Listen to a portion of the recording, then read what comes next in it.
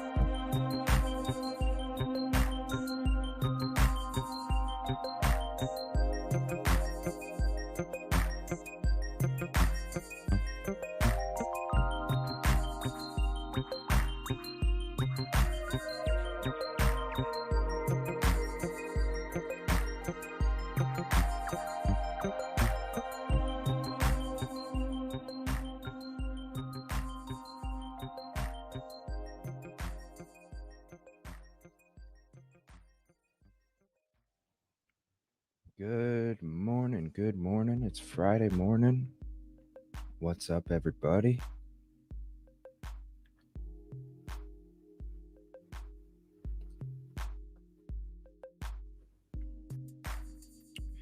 Get into this show this morning. We're going to be talking Long Island SK tonight. Got a lot of stuff for that, too. So, we had a show on Tuesday, and we'll be continuing that tonight.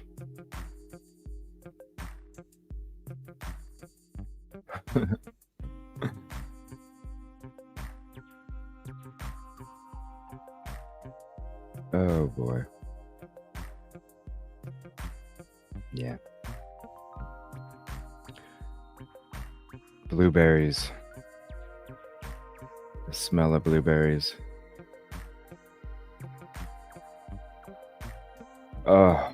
Some people's editing needs to be a lot better.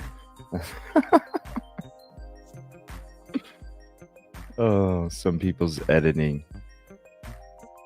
At least make the mouth match the words that you put on it. You know what I'm saying? Like,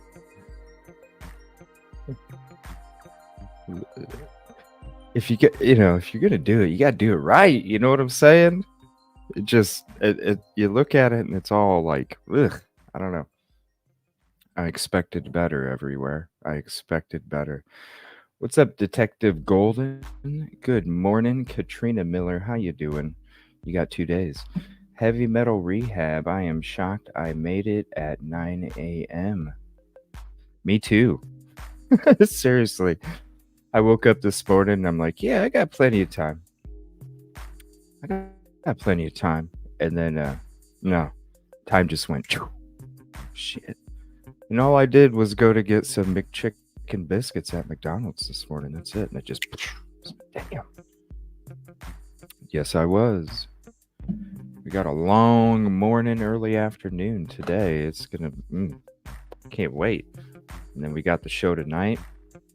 And if you didn't get to check out last night's Police Simulator episode, I didn't know this. I unlocked a new part of the city last night, and I am like this close to unlocking crime scene live callouts. Oh boy, I can't wait for that. That's gonna be neat for the Police Simulator. Me and Dago's episode that we had a couple nights ago. Tomorrow morning, it'll be going to members only. All the other ones usually go to members only right after the bat. I left the one with me and Dago up. Hilarious episode. One more day, and then tomorrow morning we'll be switching it over to members only. Speaking of members only, we'll be having a members only show tomorrow night. And I'll have the notification out in the morning, maybe tonight. I might do it tonight. Probably tonight. We're going to be talking Sigma Chi. Had some stuff sent to me a month ago, maybe.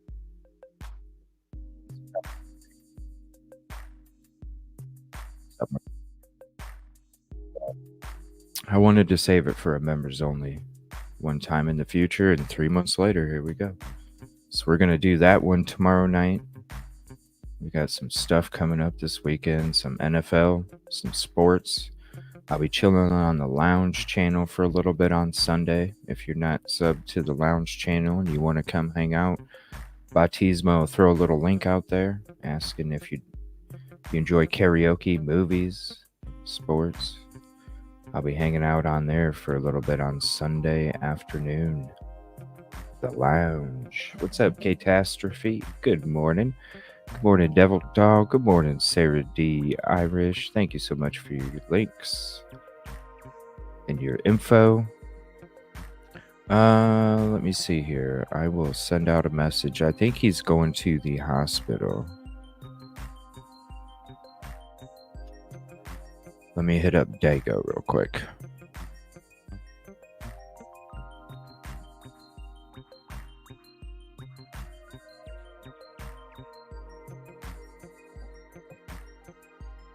All right. I hit Dago up. I know he said he was going to the hospital this morning. Said that last night. Natalie B, good morning. Jacqueline, Kansas 997. Thank you so much. Yes, it's exciting being able to hang out with you guys during the daytime at 9 a.m. Eastern. One day.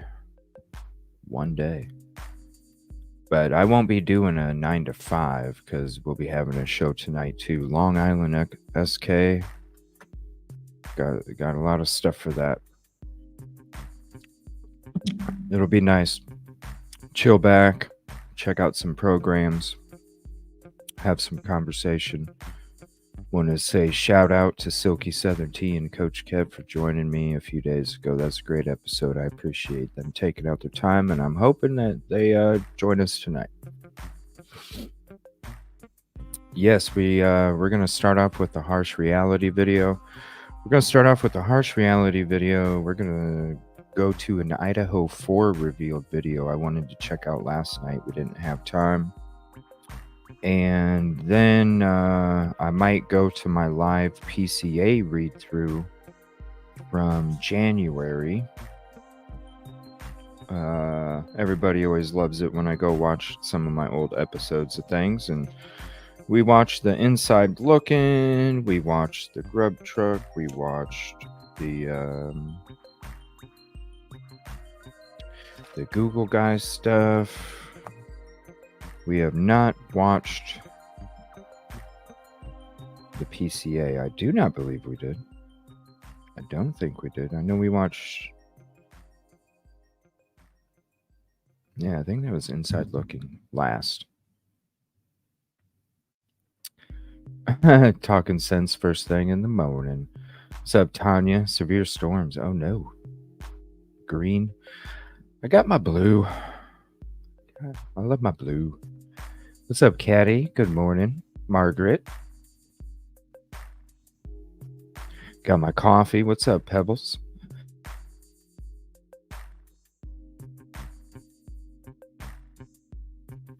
D Smalls, what's up? Thank you for hopping in. Let me see. Looking dapper. Thank you. Cover what? Sorry, I missed it. Oh, yes, I do have... You know what? I do have Karen Reed stuff. I didn't know if you guys knew.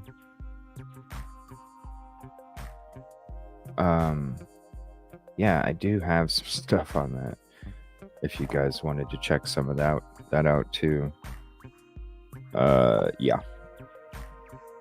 So, I mean, hey, we'll watch some of this stuff. We can talk about other cases if you want to too. That's the beautiful thing about the edit button. I can always switch it from Idaho. Well, we're talking true crime. Did you see the one of you and Dago?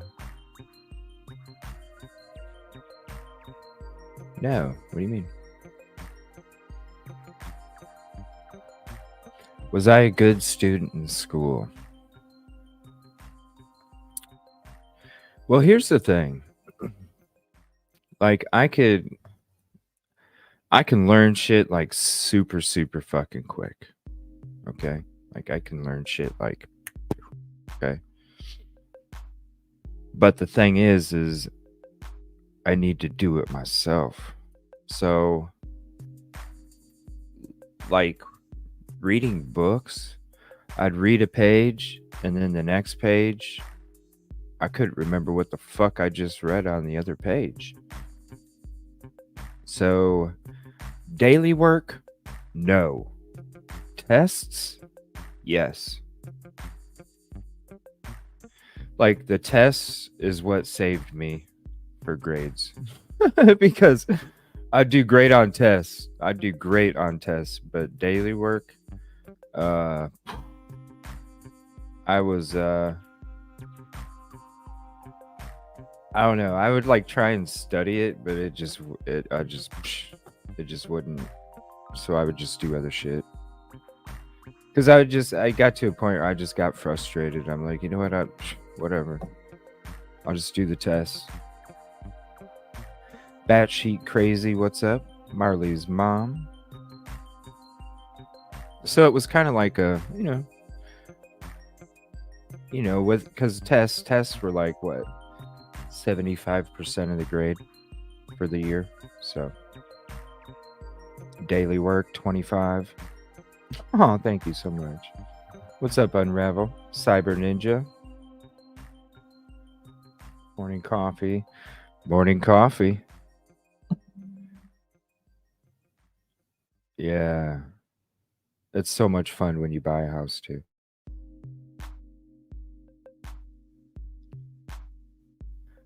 All that hard work that you put into it and then you get to oh, it's so fun. Look into Yes, we can do that. We'll cover it's going to be an extended show today. We're going 9 a.m. till probably 2 or 3 p.m. today. Latina Queen, what's up? Tabby Cat. So we will definitely get into that. I do have some stuff saved. Yes, prayers for Dago. Thank you, Tanya. Thank you. Yes. That's yes. Oh, thanks. Thank you. Prayers, Dago. Thank you so much, Latina Queen. I appreciate that. And that's what it's about, the peace, positivity, and progress all day, every day. And sometimes you have to use the boot. And I think I'm going to have to use that big fucking boot here in about 2 days. So, it's, hey, it is what it is. There's people that talk good. There's people that talk shit. There's people that make good shit. There's people that make horrible shit. You know what I mean? So it's like, if they would just, like, they obviously spend time with the people that make the negative shit. They obviously spend time with me, right? Because you have to in order to make the negative shit. So it's like, what happened? I don't know. What's up on the mic? Hey, appreciate you listening from work. But usually I'm listening to you guys while I'm working today. But we got the day off today, and we had yesterday off. It's been beautiful. I've been enjoying it. I can't wait with the bad edit. Oh my god, it was horrible. It's like my mouth didn't even match the words, and then the editing, I was just like, yeesh. Why'd you even upload that, you know? Go back to the drawing board. Because usually they're pretty good, I'll be honest with you. You know? Like, usually they're pretty good, but even though it's negative, usually they're pretty good. But this one, I puked in my mouth a little bit. I was like, oh my god. Ugh. Ugh. You know what I mean? And like I'm one of the most chill motherfuckers here, you know, and it's like I think you're using the wrong ammunition, you know? But they'll pop in and out. They like to unsub and sub all the time. So you'll see when they hop in and I'll shout them out. I know they watch. What's up, KP? But I don't want to. You just got to do it. You know, just put the earbuds in, KP. Put the earbuds in. Get ready. Go out there. Start that run. Listen to the show, and your run will go by like that. I guarantee it. Watch. Try it. Let us know. What's up, Bianca? Good morning. Bad Slave, what's up? What's up? It was horrible. I puked in my mouth a little bit. I was like, damn. I mean, like, what happened? Did the main computer go down and you had to go to the previous computer with the editing software from 1996?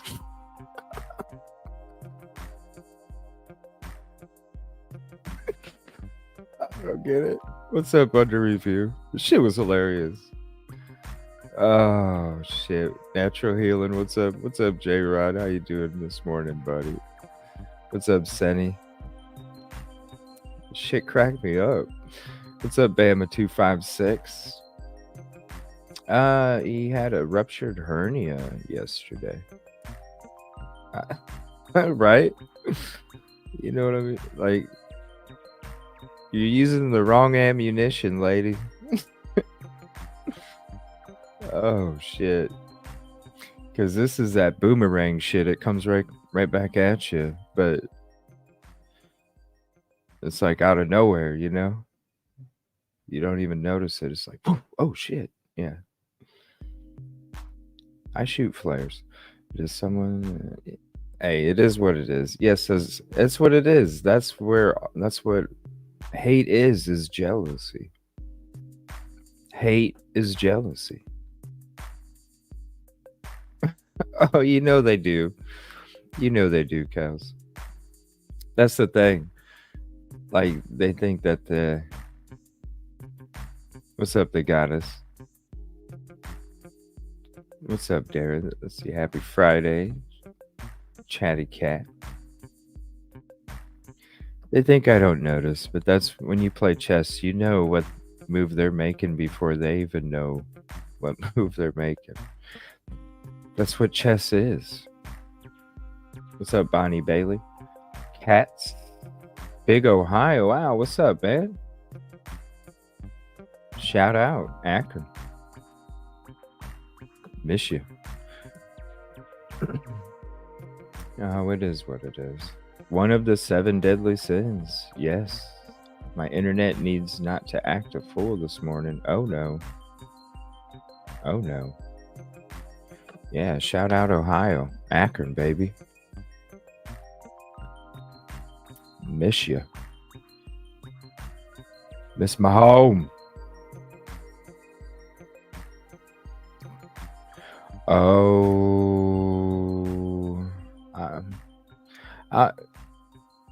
I'm the type of chess player, Bianca, that I like to pull a couple moves, not checkmate. You know what I'm saying? I like to pull a couple moves, let the motherfucker know what kind of chess player I am, and then you know what I mean? After the couple moves, then it's like, oh, okay. We're not even gonna get to that point where we gotta do some checkmate shit. That's right. OHIO, baby. Colorado, what's up? Yeah, it's these oh, nice, Renee. What's up?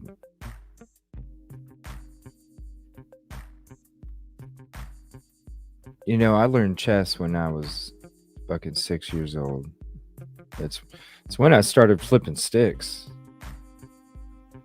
6. I was at a babysitter's house. I was at a babysitter's house when I was 6 years old. And that's where I started to learn how to play chess.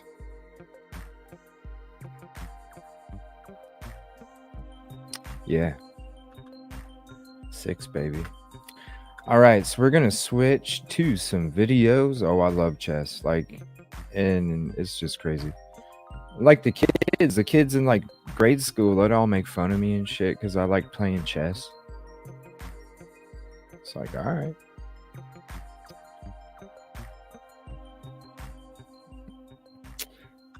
Yeah.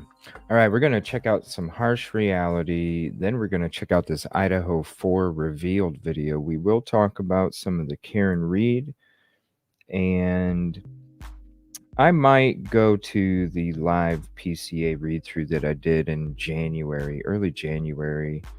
I think it was the 5th, maybe, something like that. But I think it'd be kind of neat to go back and kind of look at some of that too, just to check it out. And man, I was sucked into that MSM media back then too. Oh boy. We when I was reading the Inside Looking, we were watching that again a couple weeks ago. Man, you could just hear all the MSM fucking manipulation of the mental, you know? It was hilarious, but it was embarrassing too. Because it was like, shit, man, I was really fucking sucked into that shit back then. Like the Inside Looking one, I was like, man, look at his picture. Oh man, you know he's guilty. Look at that picture. Look at those eyes. You know?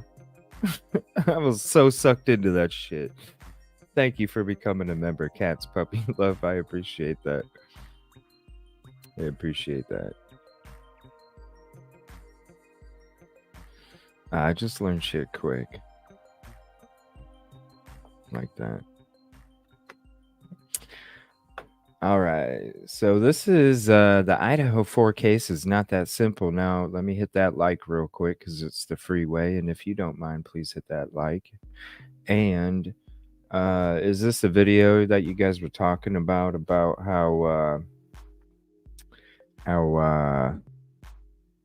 you know, he hits it out of the park? Let's check it out. Well, hello there. How is everyone? I hope you're all well on this fabulous Friday. We made it. We made it together. What a week. You look amazing, by the way. Gorgeous. Even you grumpy people who don't like it, you look amazing as well. And let's remember that amazing and being amazing, looking amazing, doesn't always have to be polished. But anyway, we're going to get straight into the meeting. Yeah, like what? Hold on a minute. I want to. Why? I'm doing good, Kelly. How are you? Now, when we were chilling last night in the show, yeah, there's the lounge that I was talking about. If you want to go sub to it, that's the lounge I was talking about. So, what's up, the Wandering Orphan? Good morning. Appreciate you. Definitely go check out her channel. Let me see here. This guy's good when I say his name, people. Well, okay, this is my question, because was there some, when I was doing my show last night, people were talking about how Harsh was getting some criticism or something, had to put out a community post or something about people taking offense to not being included as beautiful people or something. When I say beautiful, I talk about the soul. So I don't know what the hell people like. What? Oh, you're good. Sorry, I've been so busy. I've been so busy on over here. I haven't, and day goes. I haven't been able to really hop around on the other channels the last few days. Telling us we are amazing, beautiful people. Why? How do you get offended with kindness? I don't understand that. How do you? Because he said they were beautiful. I don't know. That's positive, right?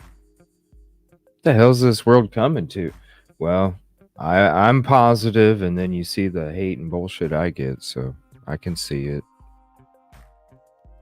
I was asked a question yesterday by someone I can who see I'd it. recently been speaking to, who are looking to build their own channel in a different niche, but we was talking about YouTube, talking about the content, so on and so forth, and they were looking at my content.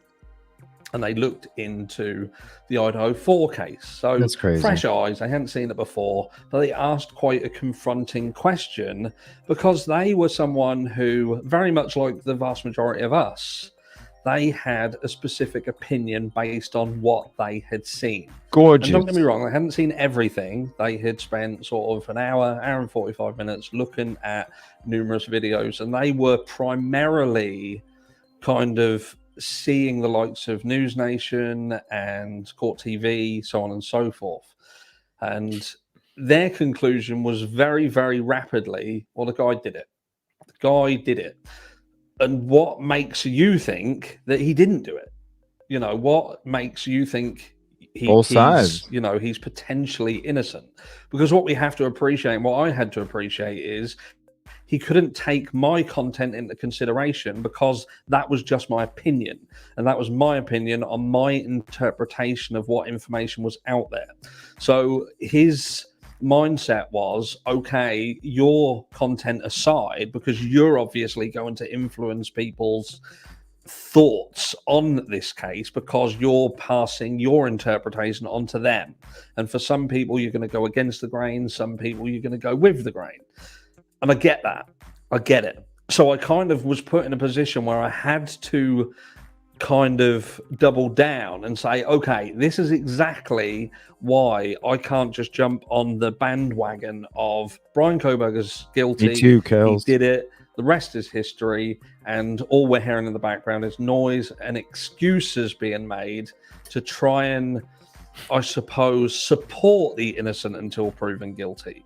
And, you know, I get that there's going to be people out there who are like, and I see it in the comments, you can't just pick a side. You sit neutral because it's the safest place to be.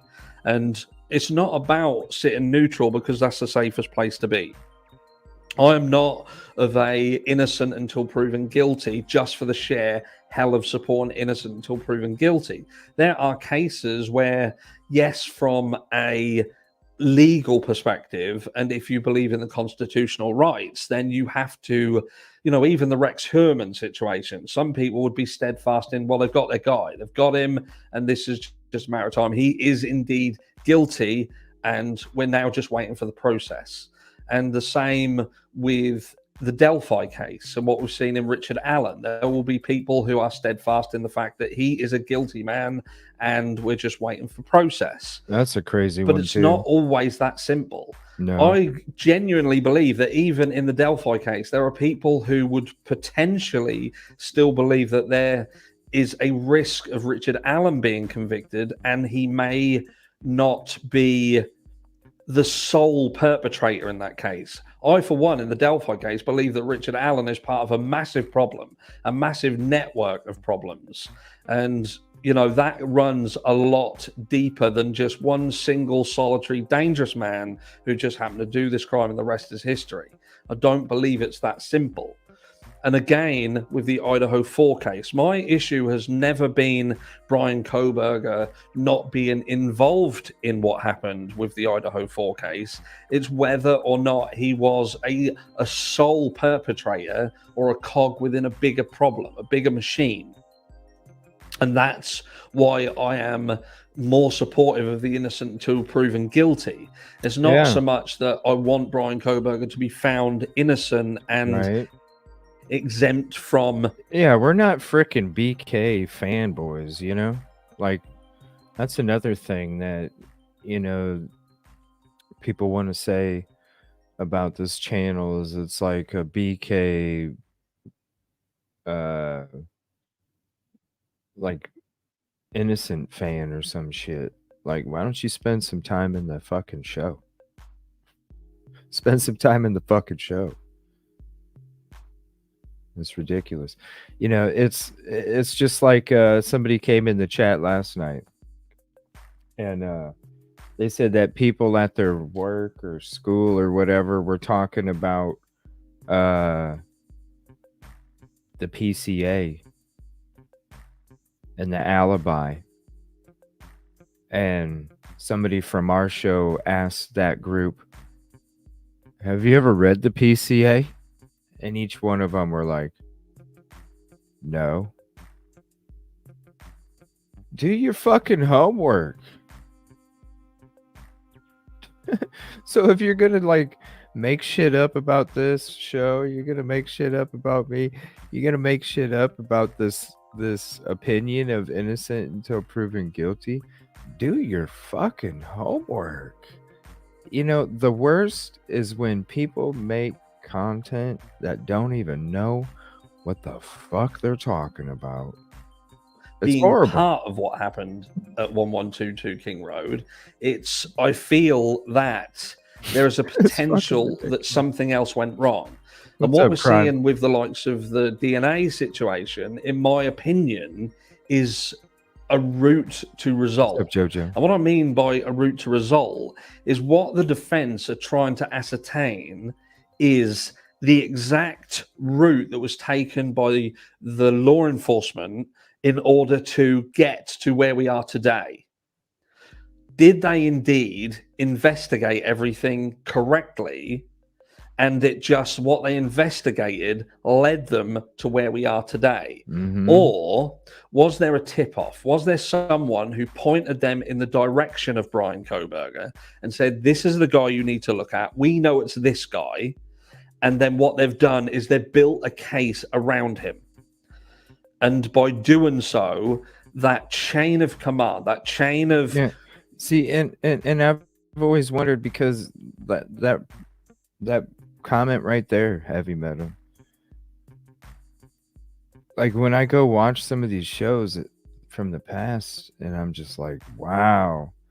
And you know, I even started to wonder, because you know, with all the documents that have come out, right, and all this shit that just makes you question stuff, like, what? I thought it was this. I thought the two IDs were this. I thought, you know, getting kicked out of bars all the time, and you know, disrespectful towards females, all females, and all this other shit.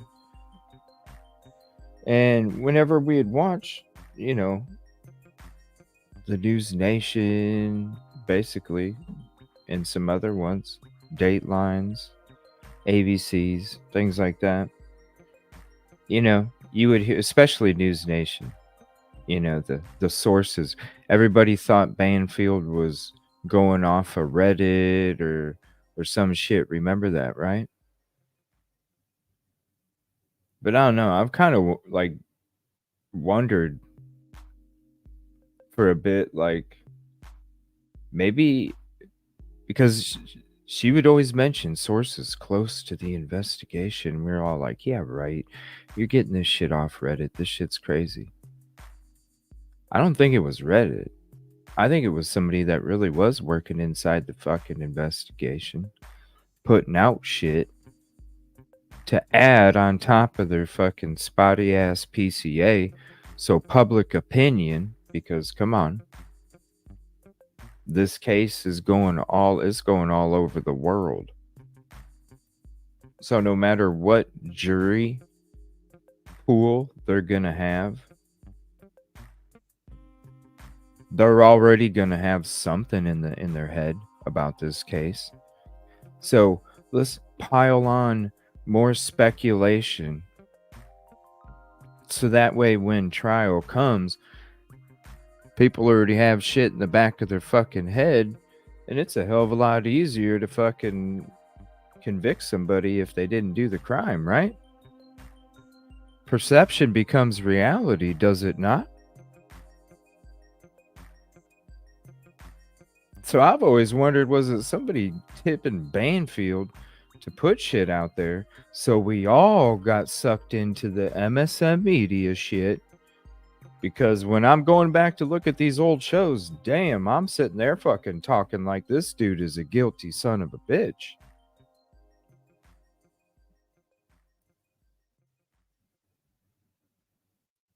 That's why I don't.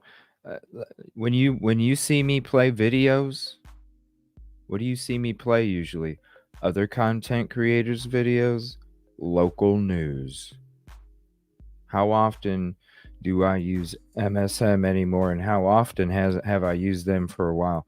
When Nancy Grace started doing this shit, saying that Koberger set it up to do this and that, this and that, and this and that, to eventually be able to log into his fucking device and watch the security cam from at his home. Oh, that's when I was like, holy fucking shit, yo, I'm not even fucking watching MSM anymore. Like, it was already getting to here. But at that point, a couple, I'm like, you know what? This is dumb. It's too much. Local news. The real reporters. Local news. The route to result has bits missing. So they are bringing in experts, everything correctly, and it just, what they investigated led them to where we are today. Or was there a tip-off? Was there someone who pointed them in the direction of Brian Koberger and said, this is the guy you need to look at. We know it's this guy. Mm-hmm. And then what they've done is they've built a case around him. And by doing so, that chain of command, that chain... Batshit Crazy, thank you so much for becoming a member. Love the new icon photo. Appreciate that so much. Thank you. Chain of the route to result has bits missing. So they are bringing in experts in their field to ascertain whether every single thing was done right. Now, does that mean that Brian Koberger is guilty and what he's trying to do is get out on a technicality? Now, it doesn't necessarily, and I touched on this briefly yesterday. Now, not having an alibi does not automatically say that someone is guilty. It just means that they don't have an explanation that is going to be good enough because there is no proof, there is no evidence to say I couldn't have been here because I was here. But some may argue that if he would have come forward and had an alibi that didn't make you go, well, fuck me, that's terrible, then that would lead you to believe that it was potential that he could have been more guilty, because premeditation surely would have covered that element of your backup plan should stuff go wrong, to be able to say firmly, no, when this was happening, this is where I was. To be able to literally say, I was asleep, I was in bed, and you have to prove otherwise. You have to prove I weren't in bed and I weren't asleep. It was 4 o'clock in the morning and I was in bed. And again, the frustrating thing is, I look back to the phone situation and the fact that Brian Koberger had, what we're led to believe, and what I think throws a spanner in the works, is the PCA would lead you to believe that he got up, got in his car, drove over with his phone, switched his phone off, and this was a very, very chaotic freaking drive there and chaotic drive afterwards, with strategic as hell during the crime scene, which don't make sense. You don't go from chaos to strategic to chaos. It just don't happen. And if you're going to be strategic and you've planned it out, then I think you would have gone a different route where you wouldn't have been picked up on 4 security cameras at every intersection in the downtown of 2 towns. You go a back way, go a few blocks through the north part of the city of Pullman, go by the airport, very low lighting, barely any security, and then you hop on the highway, spend about 45 seconds, and then hang a right on a side street to get to the property. You don't drive south through the downtown of Pullman. Forget to shut your phone off. Chaos driving all through surveillance intersections, well lit, could easily get a plate. Then when you get to Moscow, you drive all over the frickin' place so you can get caught on all sorts of surveillance. But then when you're there, you're able to do the crime in minutes. How can I say? He knew what he was doing. This was a very focused period of time where he leaves the house, he goes, he does it, he turns around, he goes back home. And it makes it very, very clear that the prosecution is pushing this person on this night planned and executed this plan. And I think to myself, if someone had planned and executed this plan, why didn't they plan to just leave their phone at home? They knew they was going. They knew where they were going. They knew what they were going to do. They didn't need the phone. Why did they take their own car? Why did they leave at a specific time to go? Why did they do all these? And again, we've touched on this multiple times, but this is one of the reasons why I can't just swallow that whole narrative and accept it, because to me, it doesn't make sense. No. I do, as time progresses, see Brian Kohberger as too intelligent to make these fundamental errors. No. And somebody that's going to school for what the hell they're going to school for. Somebody that was recruited so heavily for WSU. Like, what? And does it happen? Does it happen? What? Yes, I guess it does. I guess it does. But give me an example of a crime that mirrors this crime with the same errors, with this same... No sense. Clever person making stupid mistakes, and not just one stupid mistake or one stupid error, but a multitude, a catalog of issue after issue after issue chaos that would put him here. No. And then the alibi for him to say, no, I was driving around. I was just driving around. I'm sorry. That's a shit alibi. I mean, but what else? Someone who drives around at night. And I don't know. The alibi, I wasn't impressed. I thought there'd be more. But at the same time, what the hell are you going to be doing at 3 or 4 in the morning? You're probably either going to be sleeping. Like I said, I even freaking, when I was starting to learn how to deal with my anxiety, I would even go on drives late at night, you know? Because I was done with, the medical. It just wasn't working for me personally. And so that's what I'd do. I'd go on drives late in the morning because it's soothing. It calms you. It would have no radio, nothing. It would just be the windows down, driving out in the outskirts of the city, and just hearing the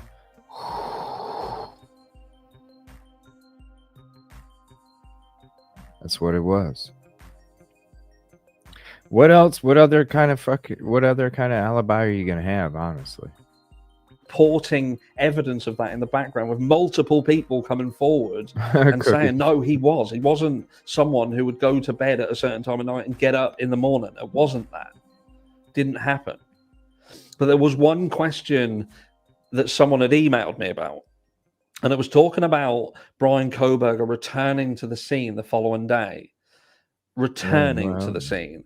And I think to myself, they raised a question and said, look, if you was involved in this kind of study, this field of study, and you heard that this had happened, wouldn't you be intrigued to go and have a look and see what had happened? And that was the only thing that kind of resonated with me as a problem, because I thought to myself, but nobody would have known at that point. The only people who would have known at the time with which Brian Kohberger apparently headed back over to Moscow would have been at a time when it wasn't made public. So Brian Kohberger, in order to know this, would have had to have had access to the more inner circle social media. And I wonder what made him go over there on that day And did he? Now, that has not been 100% clarified as accurate, but it is out there and it is something to consider. It Mhm. is certainly something to consider. But again, I digress. The issue that I have and the answer to the question is that why I can't 100% just crucify Brian Coburn, throw him under the bus, and be happy to say you've got the right guy, is that I continue to advocate for the fact that I mean, there are there's a elements to this reason. case that don't make any sense. And if things don't make sense, if you cannot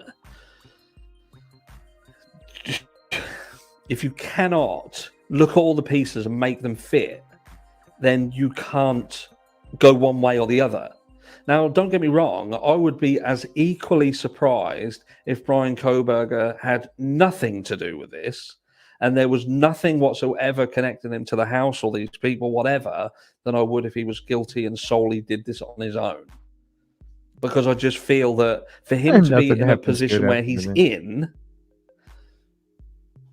there must be a connection somewhere. Someone knows of him, or that goes deeper because someone obviously, and I'm going back into the realms of the tinfoil hat, if he was indeed framed in some form of way, then someone had watched Brian and found him to be a good enough candidate for being framed.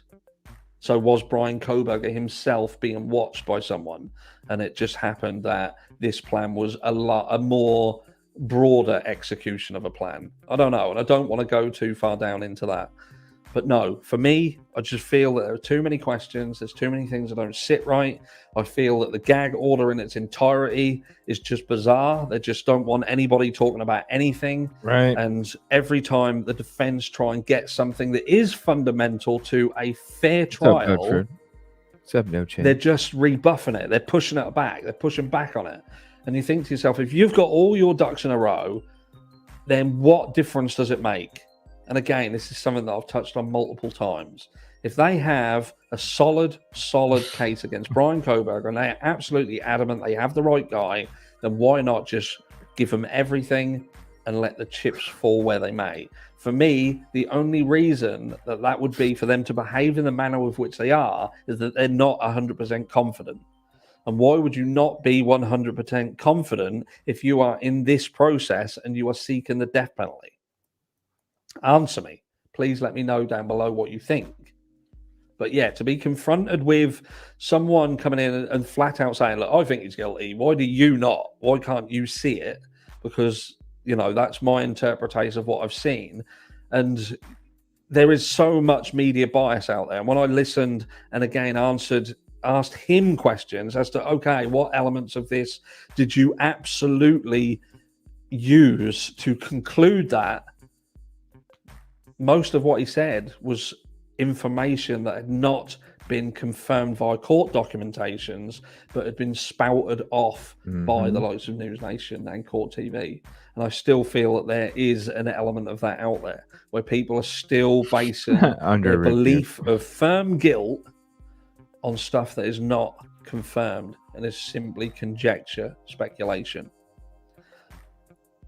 Court case. Hopefully it will happen in October. Right. There is nothing that absolutely shows us that it's not going to. I still feel confident that it still could go ahead. I'm sure Hopefully. there are people like Peter Tragus, for instance, who may not think so and think that it's more likely to be postponed, but time will tell. But where are you? Being honest. Again, I've asked this question and I am always curious. I want you to genuinely let me know down below what specific piece of information that you have heard in this case leads you to believe that Brian Koberger is A, guilty, B, not guilty, or C, that you just don't know and you I just don't know. What do you guys think? I just don't know. I really don't. I see things on both sides. Why the name? Like there's some reason for the name. Why? Why BK not Joe Schmo? Why? Like there are things that I'm sitting there and I'm going, yeah, I feel like you're involved somehow. Whether it's you physical part of the crime, just a mental part where, something. But then there's other parts that tell me that it's a setup as well. I see how you have, like, you have to have some knowledge of the crime, but then I also see that you're also being set up. So I don't know. That's why I'm so much about the innocent until proven guilty, because I definitely don't want a guilty man being set free, and I definitely don't want an innocent man being charged and convicted. Either one. Good morning, Remy. How you doing? I don't know. I just see both sides, man. Something. It's something. I don't know. It's something. Just something. Something just don't wash. Something just don't wash. I don't know. It's like I see both. That's why I'm not sitting there saying the dude's guilty. That's why I'm not sitting there saying he's innocent as hell. I'm like, yo, we gotta wait till trial. We ain't standing at that water cooler. We don't frickin' know for sure. Gotta wait for that trial. I want to switch to something real quick. So this came across some missing Florida woman in Tampa Bay. So if you're by Tampa Bay, they're looking for volunteers, and this just came across. I wanted to share this real quick. On a more serious note, a plea to people in Polk County and surrounding areas. A nonprofit is looking for as many boots on the ground to help search for a missing woman. Yeah, and this weekend will be the latest effort to find Tanya Whip, months after she disappeared. Fox 13's Matthew McClellan joins us live on the story this morning. And Matt, you've been covering this story really from the beginning here. What do we know so far? Yeah, there's now a $4,000 reward, Laura, for anybody with information leading to Tanya Whip, as we see billboards now going up around Polk County pleading for tips in this case. And Sunday will be the third community-led search for Tanya Tampa Whip, Bay. 38 years old. And Auburndale police just last week upgraded Whip's status, the status of her case, from just missing to now missing and endangered. This group leading the grassroots search efforts, they're called We Are the Essentials. It is made up of former law enforcement and military service members. Hundreds of volunteers have joined these searches in recent weeks. And the group just announced this latest search on Wednesday, saying they will need as many able-bodied volunteers as possible. I want to take you to the map. Speaking with organizers just moments ago, they tell me that they're going to be meeting here at Lake Blue Park in Auburndale at 8:30 a.m. on Sunday. They're going to be branching out from that meeting place, canvassing several surrounding areas that are of interest to this case. They say for this search, they're not going to need ATVs or golf carts. What they need, they say, are boots on the ground. They're urging anybody to join in, who is joining in, to bring plenty of water and sunscreen, as well as bug spray and long sleeves. I can't stress enough how important this search is going to be.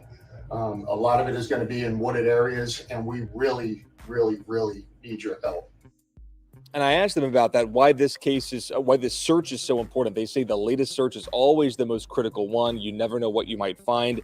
No clue is too small here. Tanya's sisters say she left behind her car, her phone, her purse, and her beloved dog when the 38-year-old disappeared under what they call unusual circumstances. They say Tanya would never just vanish without telling them. Now, We Are the Essentials, they say that for this search on Sunday, Laura, you do not need any experience to join in. And Whip was first reported missing in late June, but her family says that a whole month passed without any communication with her before they filed this report. So really, it has been a whole month, 2 months, but 3 months. Oh wow! Or longer since anybody heard from Tanya. Or longer. What? What?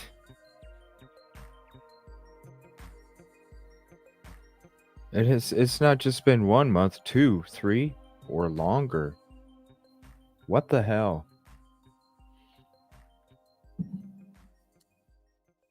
What the hell? Okay, we're gonna switch to this Idaho 4 revealed video, and then we'll get into some of this other stuff here. Pretty interesting channel. You guys referred it to me. I've checked it out a little bit. Pretty interesting channel. It makes you think, that's for sure. So let me see here. Give me 1 second. And then after we get through this, I'll go ahead and open things up.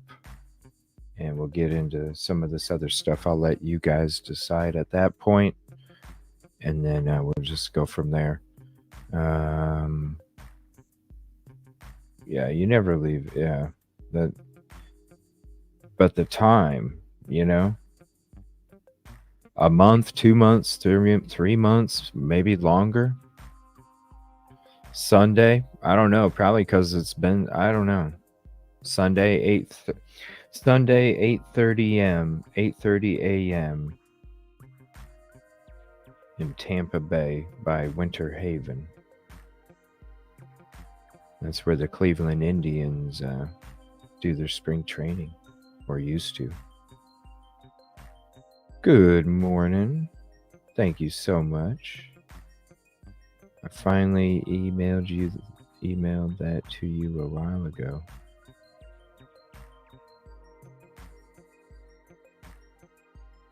Oh, packing. All right, we're gonna check out this video. Let me check my email here. So this is one of them I wanted to check out last night. Secrets. Was the Moscow PD negligent, or did they already know the offender? And since we've been talking about that, now this is from 2 months ago, but it's something that I wanted to check out. This was from, and let me hit that like button. It's the Freeway, June 2nd. June 2nd. So we're going to chill back, check this out, and then we'll get to the next segment of the show. Thank you so much for hanging out. Good morning, Yoli. Good morning, Brian. Good morning, everybody hopping in. Appreciate you coming in. Thank you for hanging out. We're going to do an extended show today. We're going to go 9 a.m. to like 2 p.m. Rock on. Thank you so much, everybody. It's so much fun to be here with you guys during the day. I love it. I've been here in Moscow on scene since about 3 p.m. Since I've been here, I've watched Moscow police cars come in and out of this neighborhood, where officials found 4 people dead. Neighbors say they began noticing police cars flood the area around 12 p.m. today. I love Moscow Yoli. police say they responded to a call here on King Road for... Yeah, after we get through this is about a half hour. I'm going to pause it here and there. So probably another, I don't know, we'll say 35 to 45 minutes. And then after that, we'll go ahead and open everything up. I've been here in Moscow on scene since about 3 p.m. Thank you, everybody, for hanging out. Since I've been here, It's so I've much watched fun hanging Moscow out with police you. cars come in and out of this neighborhood, where officials found 4 people dead. Neighbors say they began noticing police cars flood the area around 12 p.m. today. Moscow police say they responded to a call here on King Road for an unconscious individual. Upon further investigation, officials found 4 people dead. While police investigated the scene, the University of Idaho enacted a shelter-in-place alert as university officials reported a homicide near campus. As we've stated, that alert is lifted at this time. Neighbors say most people living in this area are a part of U of I Greek life or are students, but we do not know the identities of those involved or who lives at the residence. Officials are investigating. This is a very much developing situation, and we will continue to stay on the grounds until we have more information to report back to you. Until then, in Moscow, Janelle Finch, Krem 2 News.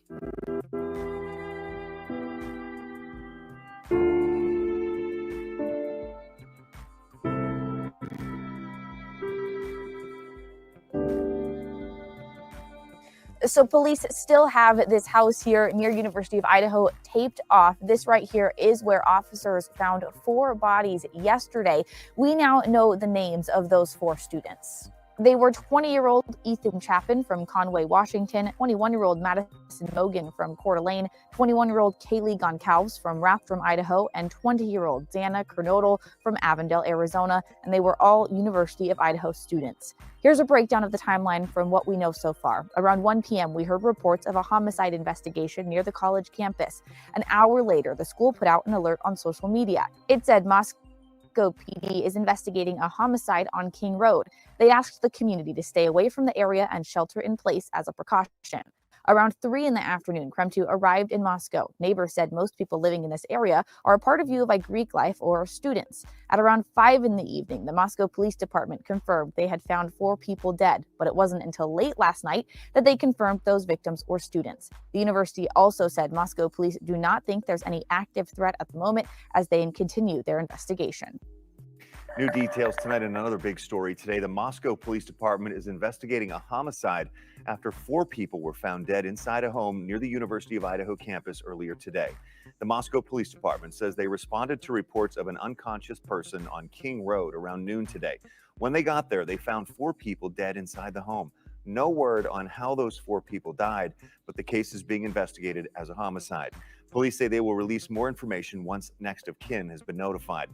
And just after 1 o'clock today, the university sent an alert asking students to stay away from the area and to shelter in place. The school has since lifted the shelter in place request and says they don't believe there is an active threat. We'll continue to keep you updated as we learn more.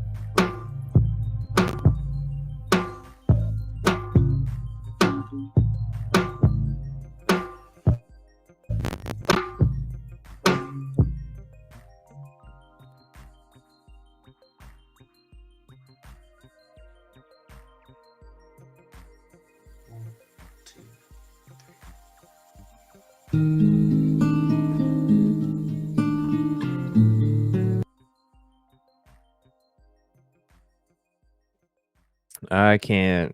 I have to mute that for a little bit. Sorry. And I'm gonna pause this real quick because I want to say thank you to let me see here.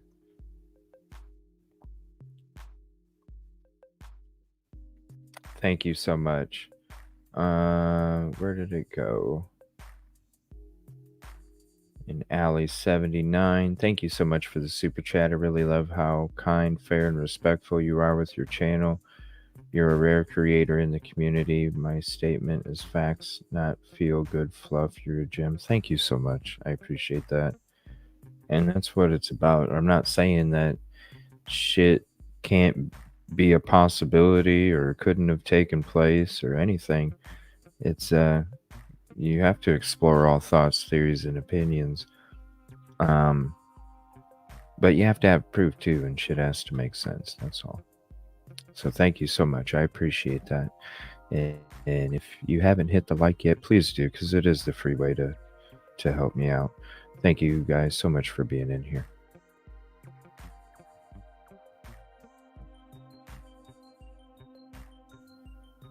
Yes, thank you so much.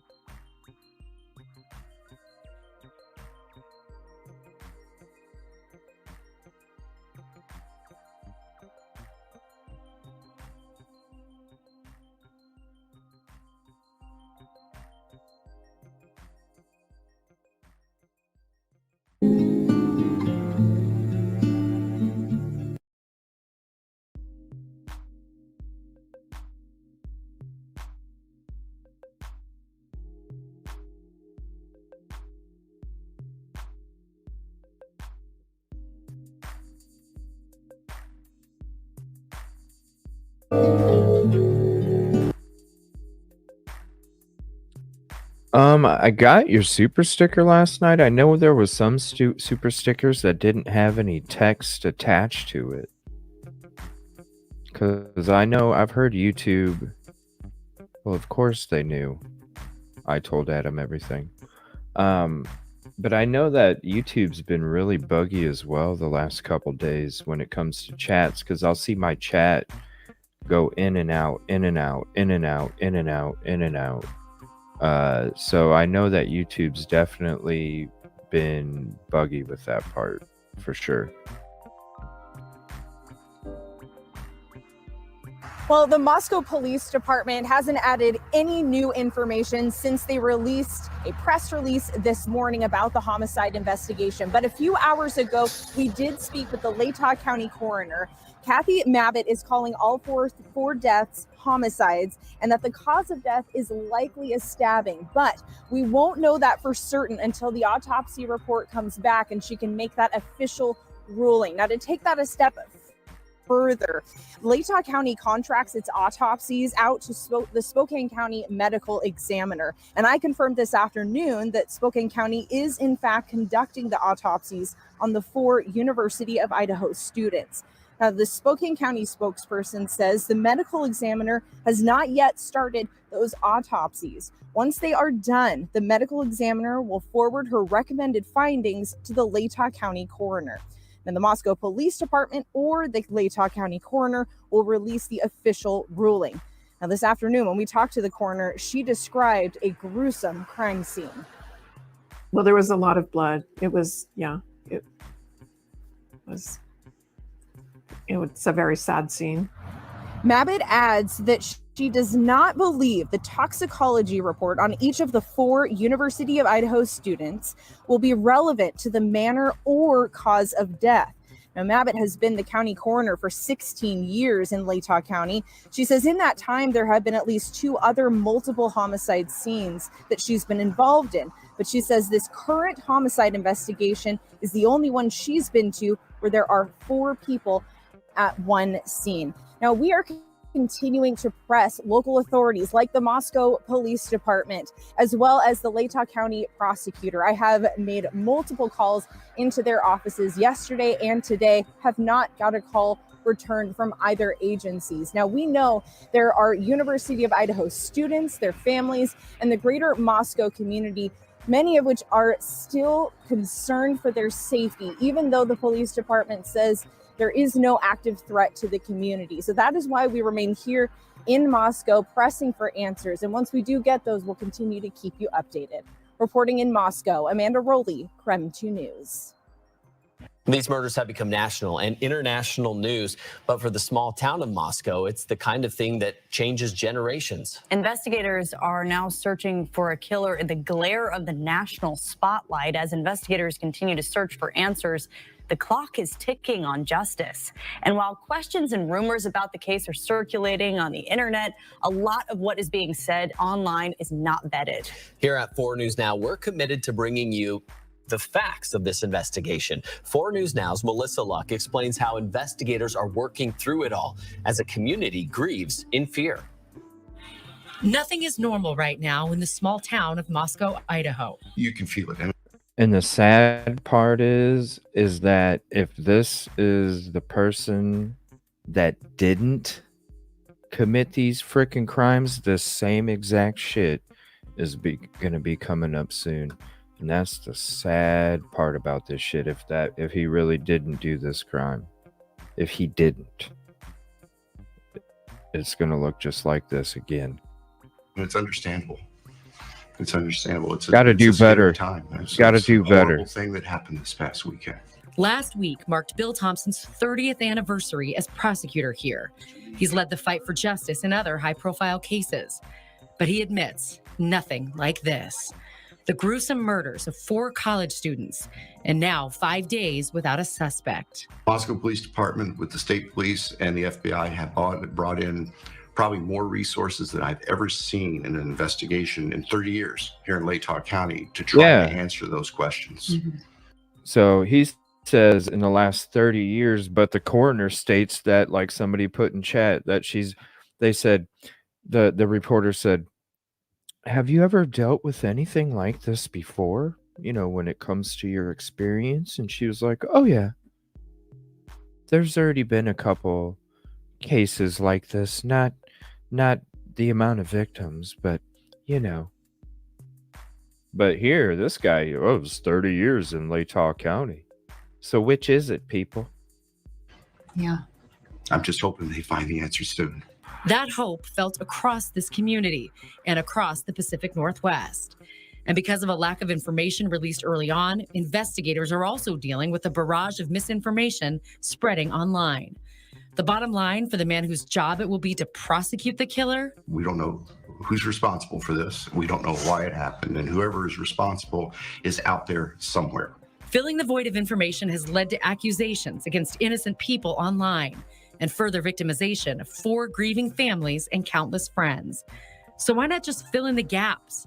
Thompson says investigators have a very specific reason for not doing so. It's likely that the details of what they've learned is not something they... Hold on 1 second. Why not fill in the gap? What? Online. The bottom line for the man whose job it will be to prosecute the killer? We don't know who's responsible for this. We don't know why it happened. And whoever is responsible is out there somewhere. Filling the void of information has led to accusations against innocent people online and further victimization of 4 grieving families and countless friends. So why not just fill in the gaps? Thompson says investigators have a very specific reason for not doing so. It's likely that the details of what they've learned is not something they are prepared to share publicly at this point, because they don't want that information to get out there in the public where only the suspects or somebody who was involved would otherwise know about it. That's like the cookie cutter fucking explanation of why you...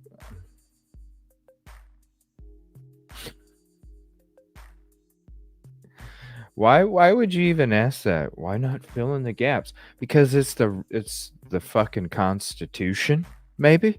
Like, maybe that's why you shouldn't fill in the gaps? Like...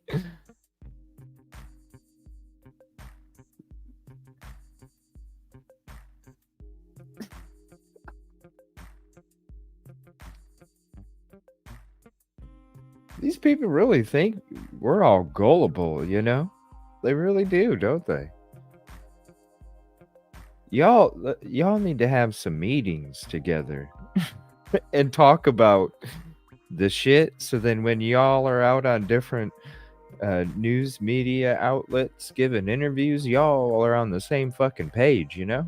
Tonight, we know for sure the victims were killed with a large knife. Y'all are on the same investigators have page. even left the state to interview people who may have been in contact with the victims. And that investigators don't know who did this or why. You know, Monday morning, 7:30 a.m. Monday morning. All right. We need to sit down and talk, everybody. I mean, come on. He stressed the importance of what happened in the hours between the likely time of the murders and the time someone called 911. Everything that occurred leading up to the time of death, and then from the time of death till the officers were notified or the report was made. Cooking is classes, crucial yeah. information. So many questions and so few answers. Thompson says it will get harder in the days to come and that this community will never be the same. We will never forget what happened, but Moscow is a good, resilient town. So yes, I have every faith that our community will return to something more normal. But this is always going to be part of our history. I'm Melissa Luck, 4 News Now.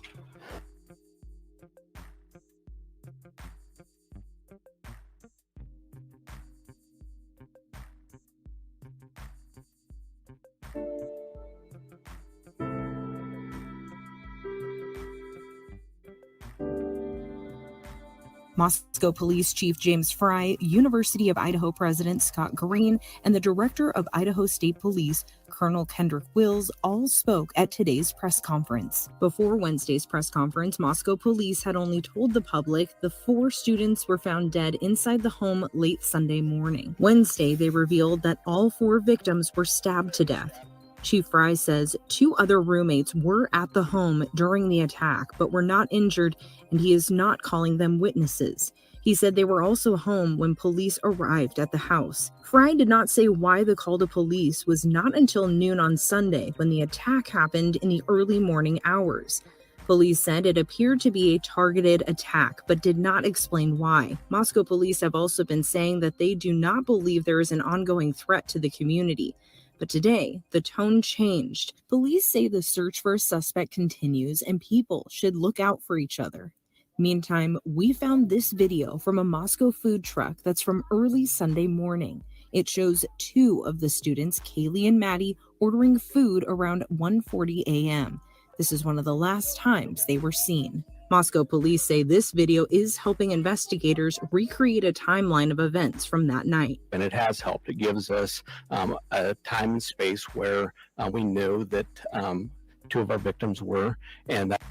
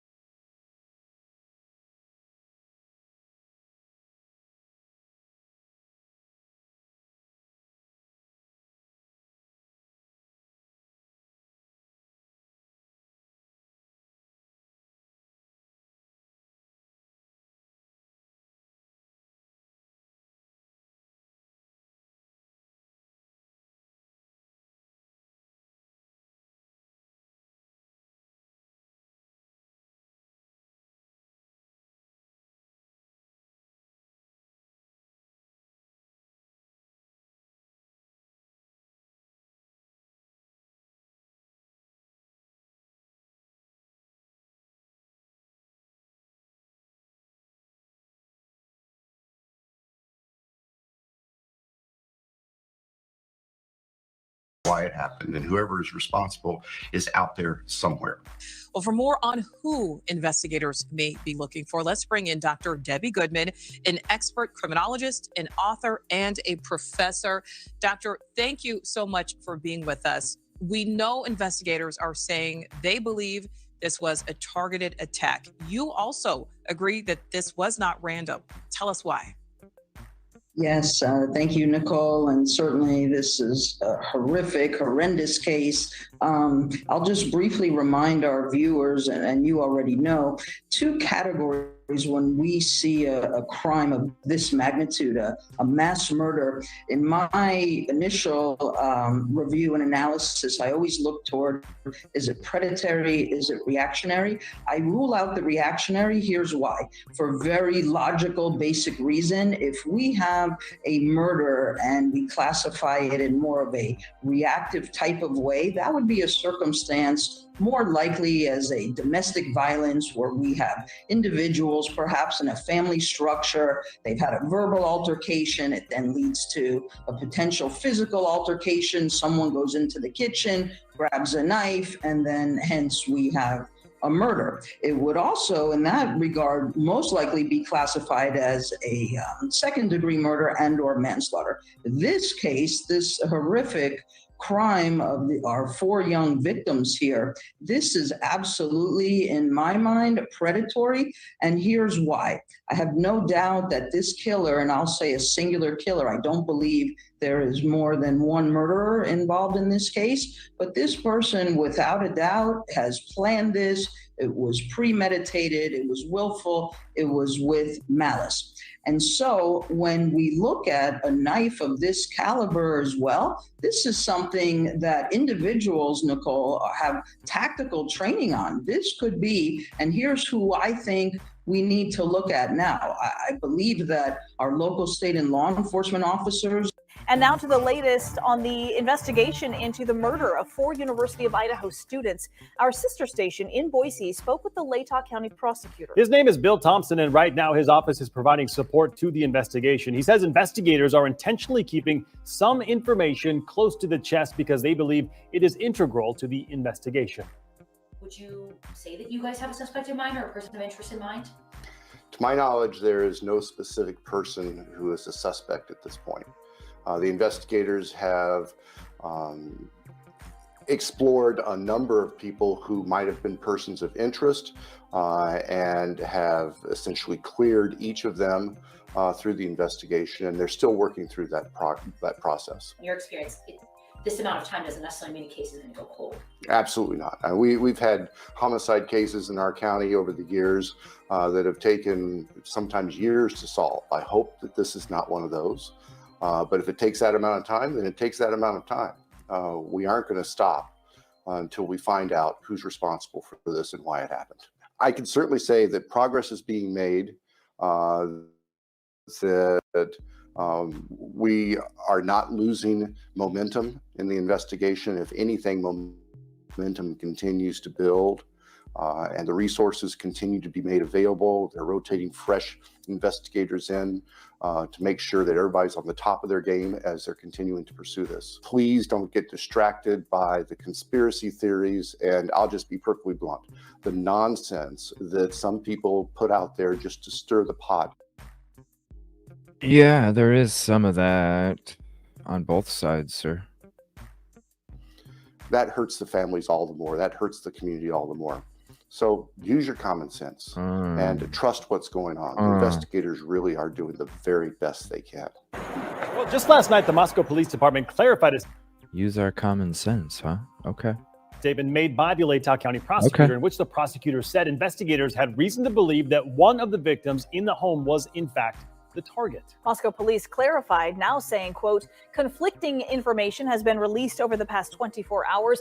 Detectives do not currently know if the residents or any occupants were specifically targeted, but continue to investigate. Confusion is only building as the Moscow police release another update on the murder investigation. From the start, police have called this a, quote, targeted attack. Just hours ago, the Moscow Police Department posted on Facebook saying that's not necessarily true.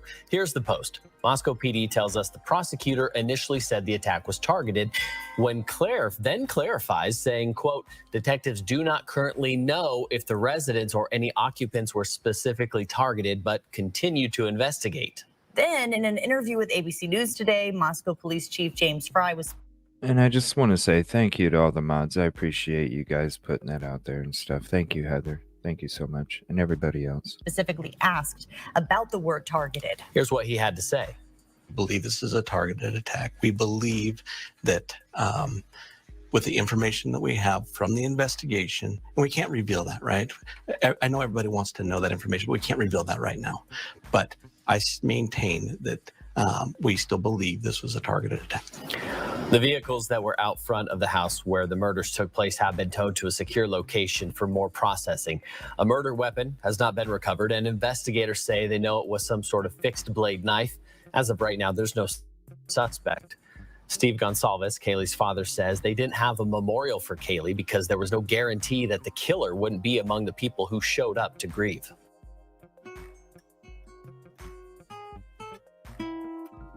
Thank you, everybody.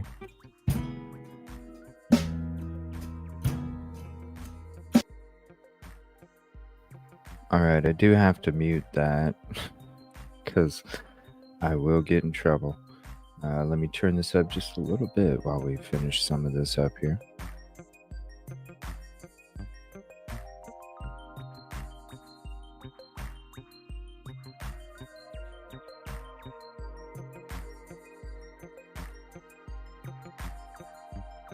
And that's what I keep repeating right there, too. A lot of the time here. This is exactly what I'm talking about. They discuss it as unalive, self-unalive, and that the community didn't have to worry. No risk of harm or danger. I say it all the time. The first in the parking lot saying this in the parking lot. The parking lot that was later closed off with crime scene tape. That same parking lot, yes. The same parking lot.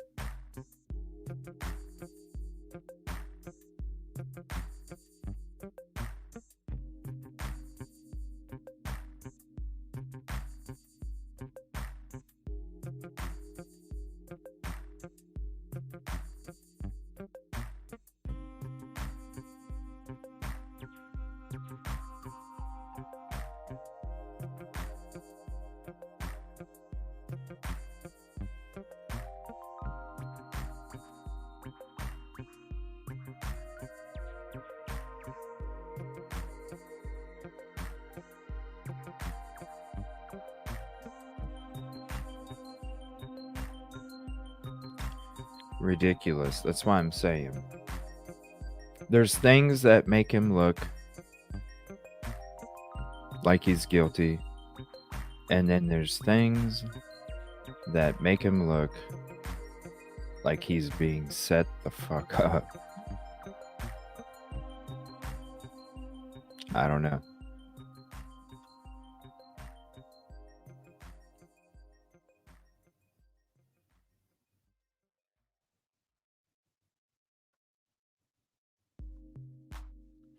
It's both.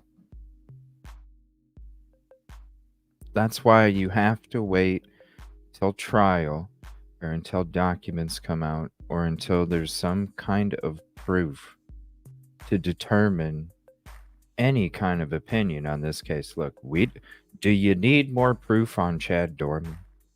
Do you? No, you don't. No, you don't.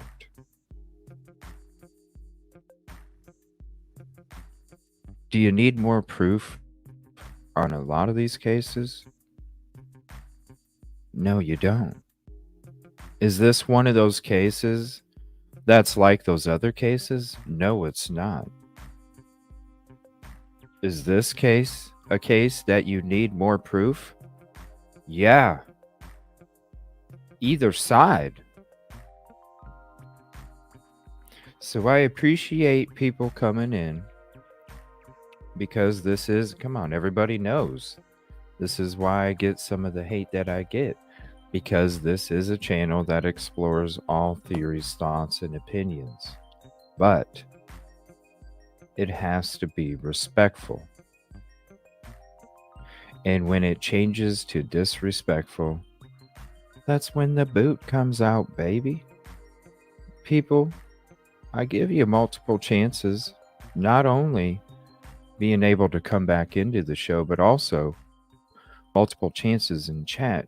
So really, if you add them all up, you get a shit ton of chances, okay? But when you reach a point where all of those chances are taken up, I'm sorry. That's the thing about giving 150. If I always give 150, whether it's a lover or a hater, I always give you 150. It ain't me, baby, that changes our relationship. It's you. Because if you don't want to give me at least 100 or even 125, it ain't me. That's how you live life with no regrets. You don't end up on your deathbed one day sitting there going, I wish I coulda, shoulda, woulda, any of the oulda. You don't sit there and do that. You sit there and go, you know what? I gave this life and this opportunity every part that I had inside of me and more, so I can rest easy. And I approach every part of my life the same way. So, hey, if the relationship changes between you and me, it ain't me. Because even after it ends, I still give you 150. You just don't get to sit at this table no more. So I'm sorry you don't like what we're cooking here. There's plenty other restaurants to go eat your food. So thank you. I appreciate your company. It wasn't me, babe. Right? Ruckus Rocks podcast. It ain't me. Okay, babe?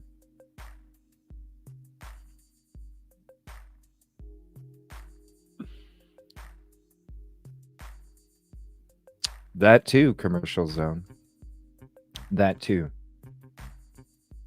Exactly. This case seems like there's still. This gotta. Right? No chains. What's up, JoJo? What happened to protect and serve, right? I mean, that's why I brought up. We had Pagan Ways call in one day, and that's why we talked about the West Memphis 3 and the similarities to Idaho. You got to watch the episode that I did with the Idaho 4 West Memphis 3 similarities. It's freaking crazy. This shit can take place. It's why we did an episode comparing the two and showing the similarities, because it's trying to show you guys that this can exist. It already took place. Like,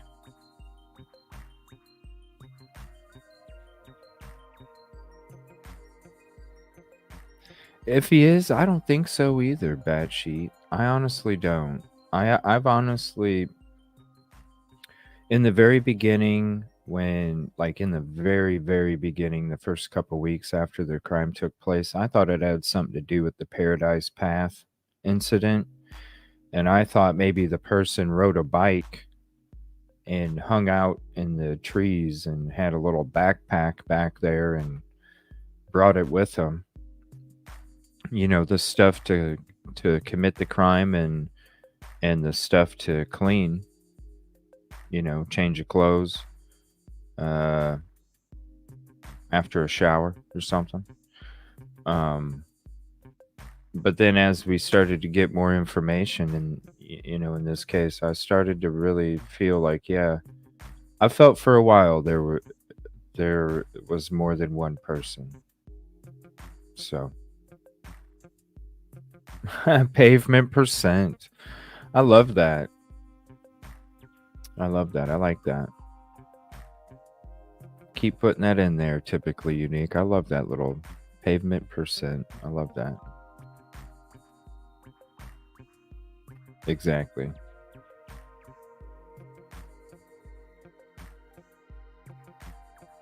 Hey, I don't want to be on that deathbed and be like, man, I wish I coulda, shoulda, woulda, you know?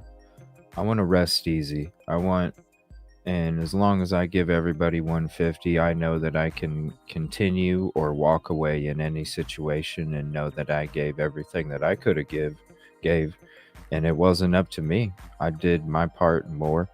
And if the other person doesn't want to do their part, then it's on them. It's not on me. So, what's up, Dago? Hope you're feeling better, bro. Shit, that's right. 100 plus 50. That's right. I'll put a little thing over me here real quick while we continue to chit chat. Boom, right over my face. 150. I hope you're feeling better, dude. I'm gonna open up panel here. We watched Idaho Revealed. Idaho 4 Revealed episode was really good. Was very good. Damn, I must be way back in chat. 150.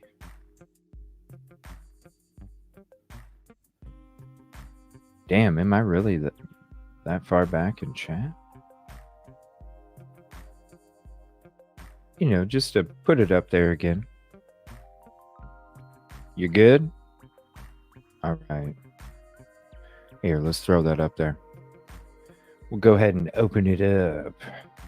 Chit chat for a while, and then we'll talk about that Karen Reed stuff after this, after a bit. Got some stuff on the Karen Reed stuff. We can sit back, watch my live PCA read through. I'll let you guys decide. And I need to check out that EVMUX program at some point this weekend. I might try and make maybe I'll use my lounge channel to test out the EVMUX, see how that stream grows, see how it goes. Because I'm getting tired of StreamYard, man. I really am. What's up, man? How you feeling, man? How you feeling? I'm good. Yeah. Yes, sir. Thank you for asking and all the kind words and worrisome people. I appreciate all of that. A lot of prayers in the beginning of the stream, shouting Yes. out to you, man. Hopefully the energy went that direction. Awesome, Kels. Good to hear, and I am beyond grateful. Which I'm not. I'm not surprised. I'm not surprised because these people are absolutely amazing. Energy works. Energy works, man. Of course. Yeah, I just have a. That's what we're made of. Herniated, an umbilical hernia, if you know what that is. No, I don't, but I talked to a nurse and I was like, ouch. Yeah, well, I handled the doctor thing, Heather. I'm good. Thank you, hon. I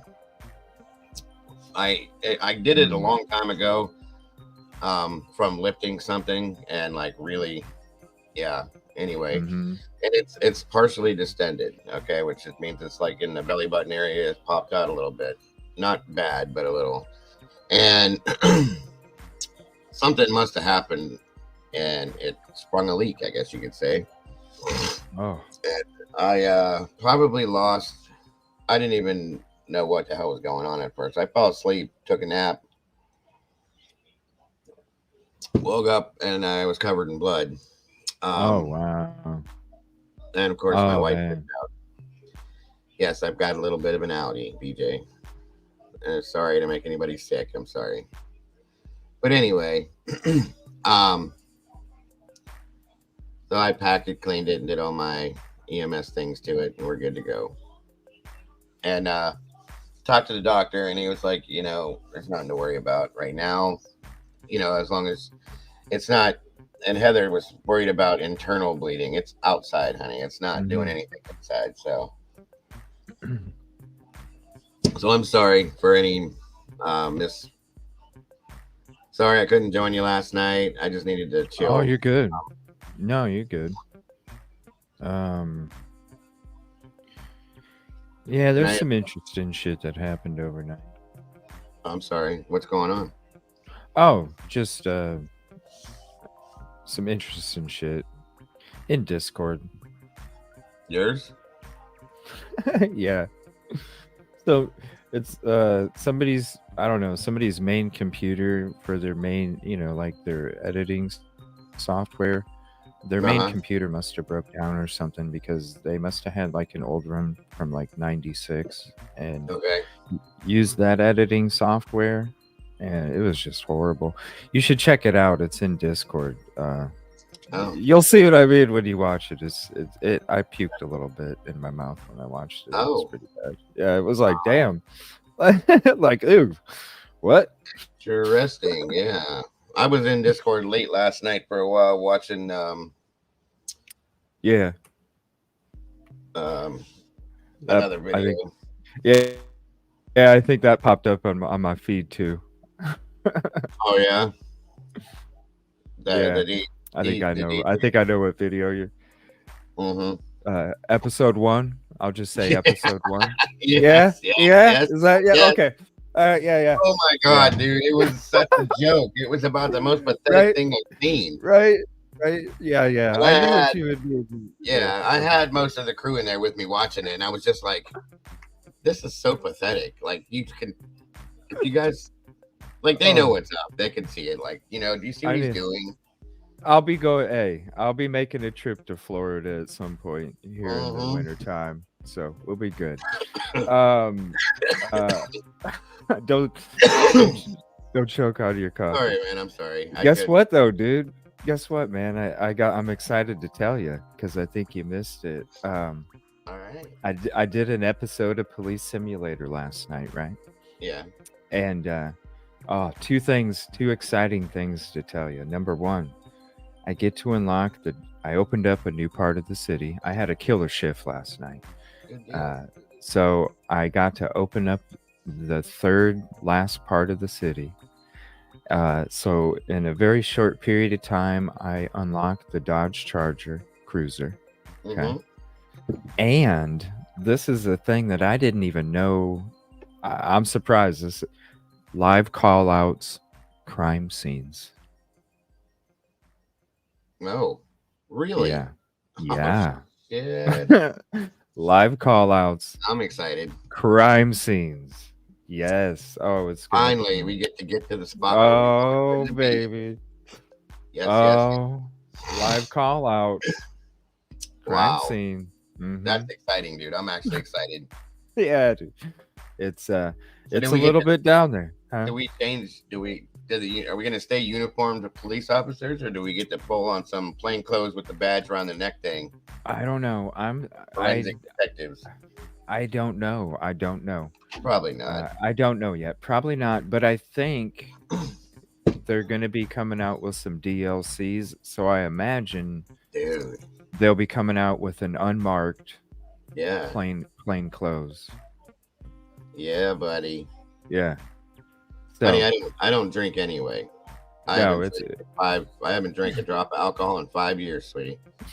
It was a character. It's a show. That was what's your name in the game? I'm Frank Miller. Danny Lopez. Danny Lopez. That's Dago. That's me, Danny Lopez. And I'm Frank Miller. Senor. It's they're aliases or whatever, Yeah. What's up, Paul? What's up, so I guess I'll be are you talking about drinking on the game? I got what you're saying. Okay, sorry. It's a great game. I don't know. Maybe I'll have to pull back my retirement and yeah. Move on to tell him 1 year and 5 days you changed your mind. 1 year and 5 days. Yeah, I need to accomplish a little bit of some forensic detail here and CSI work.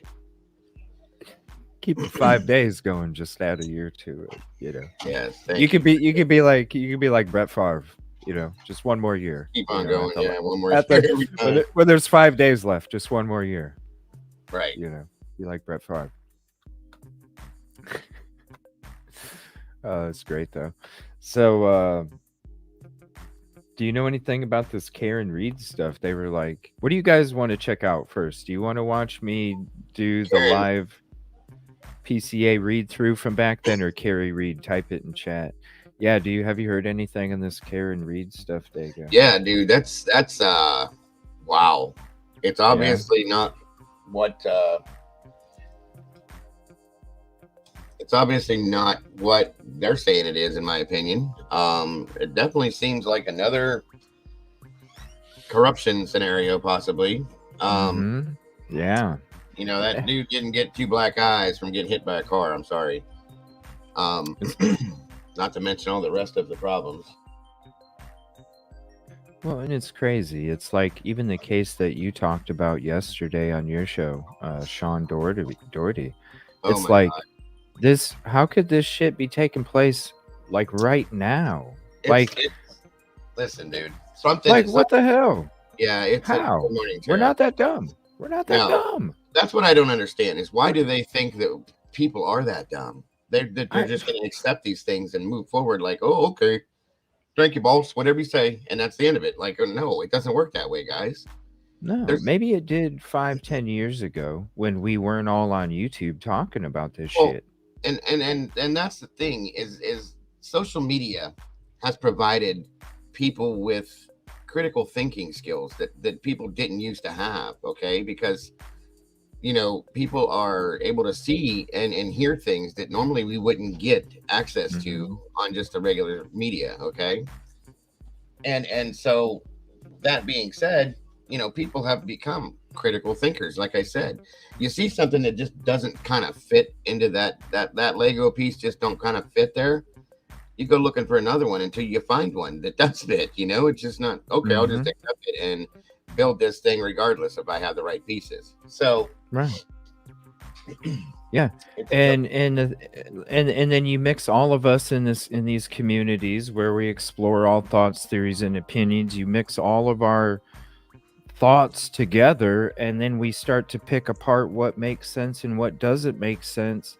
You know, we don't have the degrees. We didn't go through the training.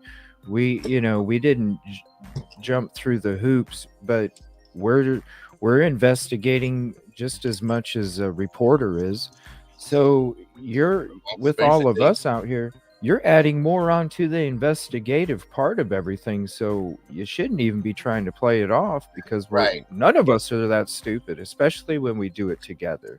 Well, and we're basically investigative reporters, folks, because we do We real vet, deal investigative we report. stuff, you know, and then we report it to you guys. So we really are reporters.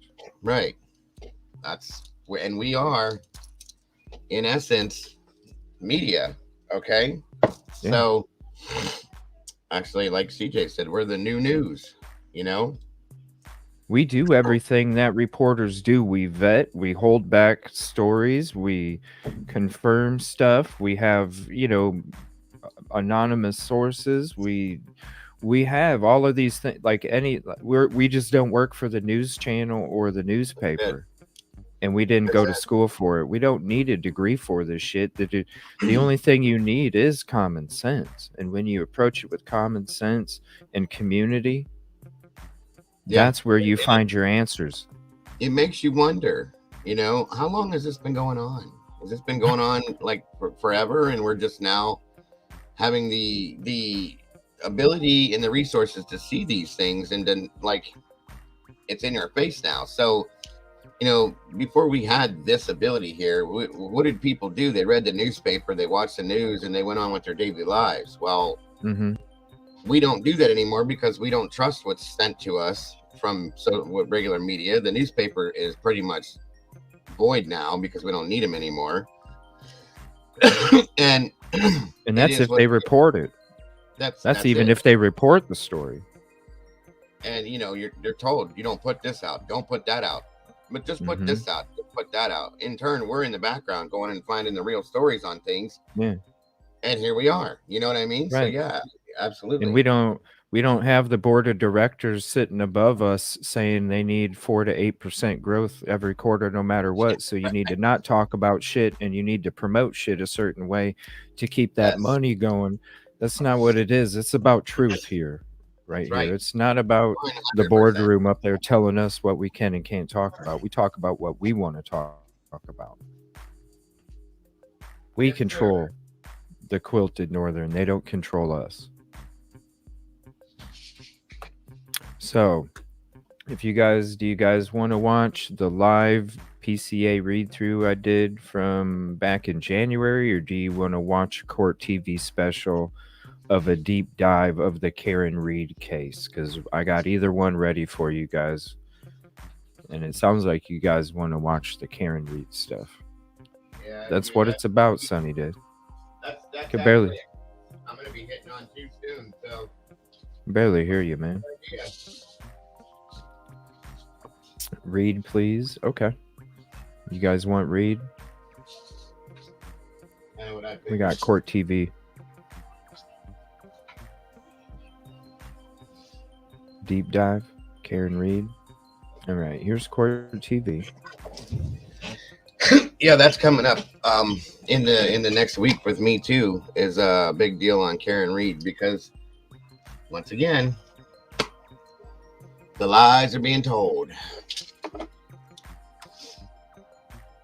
and it's law enforcement based. That's another issue for me. Let me see which one's better here. There we go. That one looks good. All right, so we'll throw up the Court TV up there for the credit. And this is the deep dive from Court TV. Here's the link to this video. It is Karen Reed's trial, a deep dive. Cool. Thank you, Lulu. Thank you all. Her boyfriend, Boston Police John O'Keefe, were bar hopping on a snowy night in Massachusetts. At the end of the night, they were invited to a house party at the home of a fellow officer in Canton, Massachusetts. When Karen and John arrived, Karen did not exit the car. John did. And from that point forward, there are two very different versions of what happened. Prosecutors say Karen was mad at John and purposely struck him with her car and left him on the ground to die in the snow. But Karen... Let me know if that's too loud, everybody. I know Court TV is always crazy loud. I'll turn it down just a skosh, but let me know if it's too loud or if it's good. Prosecutors say Karen was mad at John and purposely struck him with her car and left him on the ground to die in the snow. Yeah, but this Karen is and her defense team say John went to the party. Huh? Somebody asked if this was Canton, Massachusetts, and I said, yeah.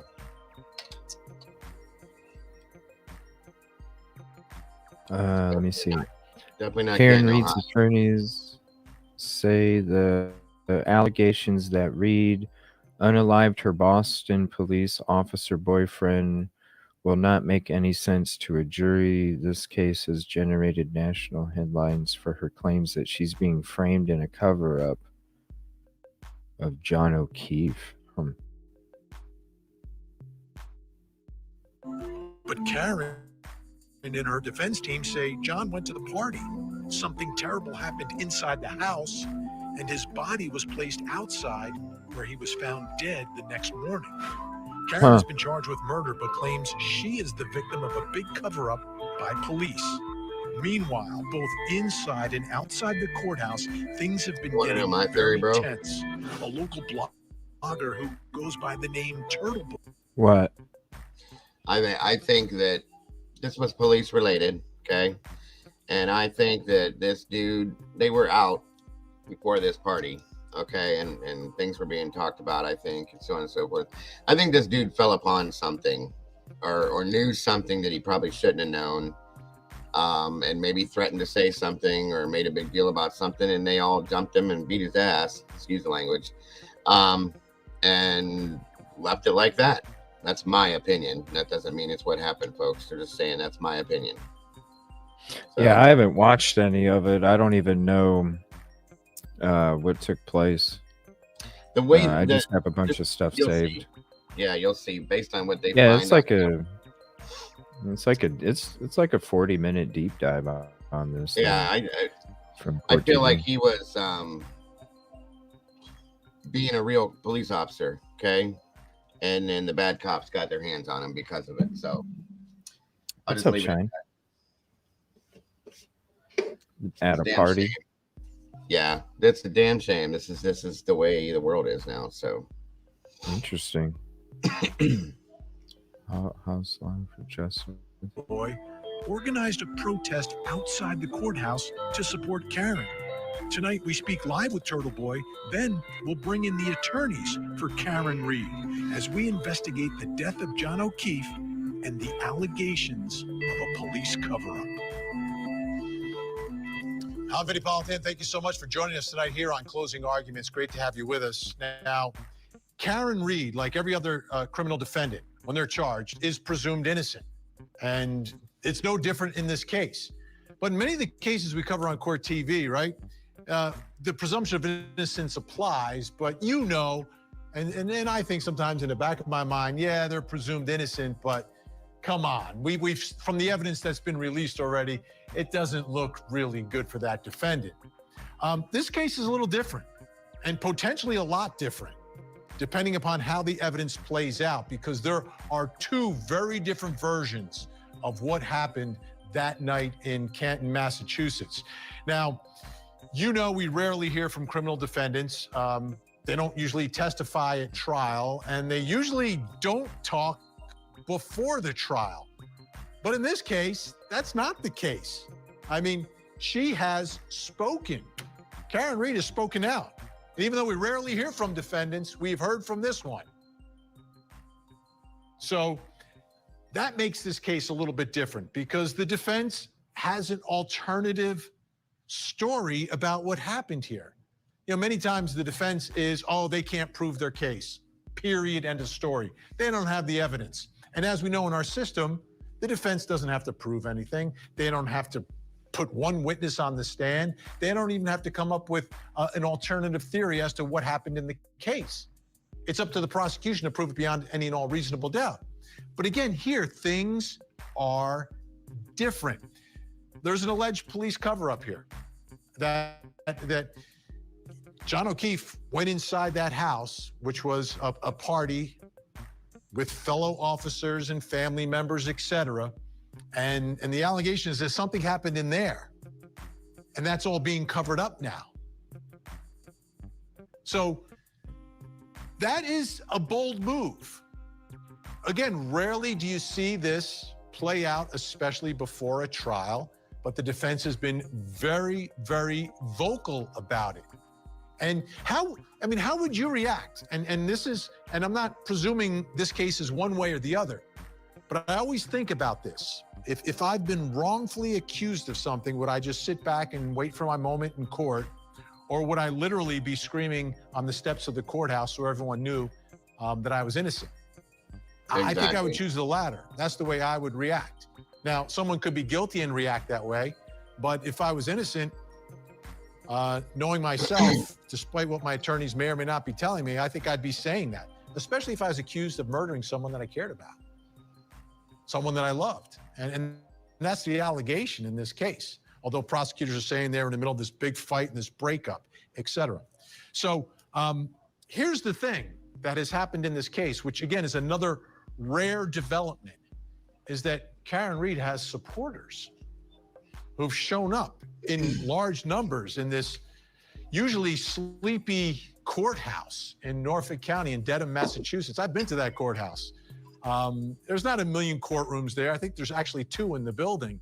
And the one where this case is being held is the very historical Sacco and Vanzetti courtroom. Not much happens in Dedham. I mean, it's not like there's a bunch of people, showing up. Like if you're in the middle of a big city, you could always find people that might show up at a courtroom. Here, you have to be there for a specific reason. And that's what happened, large numbers. And they are clearly supporting Karen Reed and think something is going on here that is terribly, terribly wrong.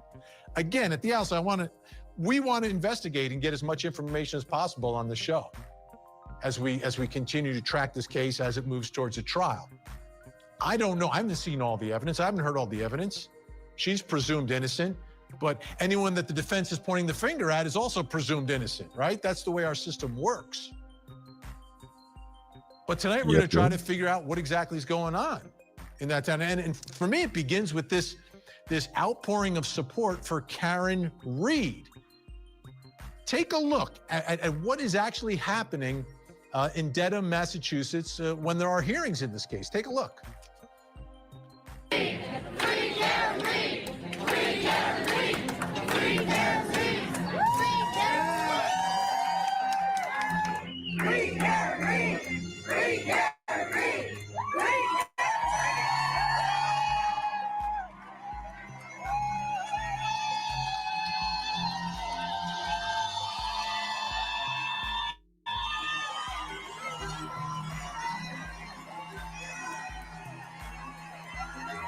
Wow.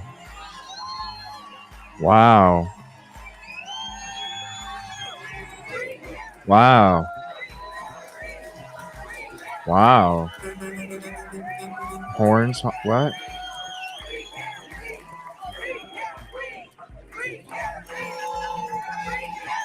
Wow. Wow. That's impressive. We're not going to be quiet. We got it.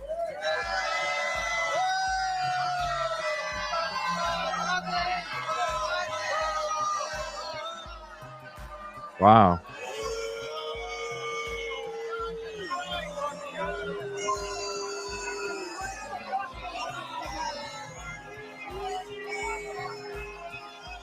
Imagine one day you wake up and your daughter is telling you, Dad, they're telling me I killed John. They're telling me I killed John, I'm scared. And then you go, you're involuntarily sectioned for 5 hours in Brockton at the same hospital, I believe, that the boyfriend is just pronounced dead. And you're sectioned there against your will. And then you were brought back to One Meadows Avenue, where the people who were kissing your when you were helping out their niece and nephew for the last 2 years, helping raise them, those people are suddenly turning on you and telling you that you killed your boyfriend who you love dearly. So we are here because the institutions that we are supposed to trust, the police and the district attorney's office, have completely failed us. They've completely failed not only Kevin Reed and not only John O'Keefe, but they failed all of us. I mean, it's an unbelievable scene. I mean, it's reminiscent of the cheering that we heard at Johnny Depp's trial when I was there. And this is not a Hollywood star. This is an accused murderer getting a standing ovation as she enters the courtroom. What is going on out there? Well, the man who organized all of that is joining us tonight, our special guest, blogger, social media personality, owner of TB Daily News, and the man who organized the Karen Reed protest. He's joining us tonight, apparently from Cape Cod, Massachusetts. Aidan Carney, also known as Turtle Boy. Thanks so much for joining us tonight. Thanks for having me, Vinny. Let me start here. Aidan, Turtle Boy, what do you prefer? You can call me Turtle Boy. Okay, I'll go with Turtle Boy. No, not a problem. I understand. That's what everybody calls you. So let me start here. Yeah, I'm used to it now. Yeah. So the first question, how did you get involved in this case? Like, you were a sports guy, weren't you? No. I mean, I started the blog about 10 years ago about sports, and nobody really cared about sports. So I started really getting into investigative stories, and I became an award-winning journalist along the way. And I've built a pretty large following in the New England area. And so when stories like this happen, I gravitate towards them. But this particular story is by far the biggest and longest story we've ever done. We're on part like 97 at this point. I don't know how many hours of YouTube streaming shows we've done about this, but it just seems like it never ends. And, the following has obviously grown significantly as a result of this because the story is so mesmerizing. It just every day there's something new about the story that you couldn't be more shocked than the previous day. And then like yesterday, we find out that Michael Proctor, the detective in this, made up a fake company that does not exist and wrote in his report that they plowed Fairview Road, a company that does not exist, in order to avoid interviewing the actual plow driver who I interviewed yesterday. And as it turns out, he went by 34 Fairview Road and he reported seeing no body. He said that he would have seen a body if it was lying there. He's a 217-pound man, 10 feet from the curb. So they created a fake company to put in a report so the real driver wouldn't be on a report of an interview taking place? Because sounds to me like the real driver probably would have told something different than what was in the report. You know what I'm saying? Yeah. What a mess. They created a fake. They created a fake one. They didn't even like stoop to paying off another company, or That's so they just sad. created one that didn't even exist. I mean, do you not think people aren't going to fucking check? Like, Corruption at this its is what I'm best. talking about. Yep. Like, how do you? They think we're stupid, bro. No, People that's think good we're though. stupid. It That's is. It good though, is. because if they think we're that stupid, then we'll get them all quicker. We will prevail every time. That is fact. Exactly. Good job. We don't have to fucking work as hard to bust your ass. This is ridiculous. Wow. Yes, He sir. said there was no body Wow. on the ground. And the lead investigator for the Massachusetts State Police, who is good friends with the people who are believed to be the perpetrators of this horrible, horrific crime, has known these people his entire life. He lives in Canton, and he never interviewed the only eyewitness who can definitively say that there was no body on the ground on 34 Fairview Road that night. And again, as I said off the top, Karen Reed presumed innocent. Everyone that the defense is accusing is presumed innocent as well. But we know this way this is playing out, and the defense is going to make these same accusations that you're making. That obviously we have no idea what the truth is, and hopefully everything comes out inside the courtroom, and the jury tells us eventually. So you have no. You know what's going to happen, dude?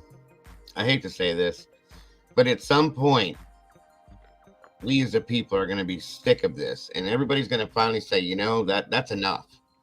Okay? Now, I'm not a believer in defunding the police by any means whatsoever.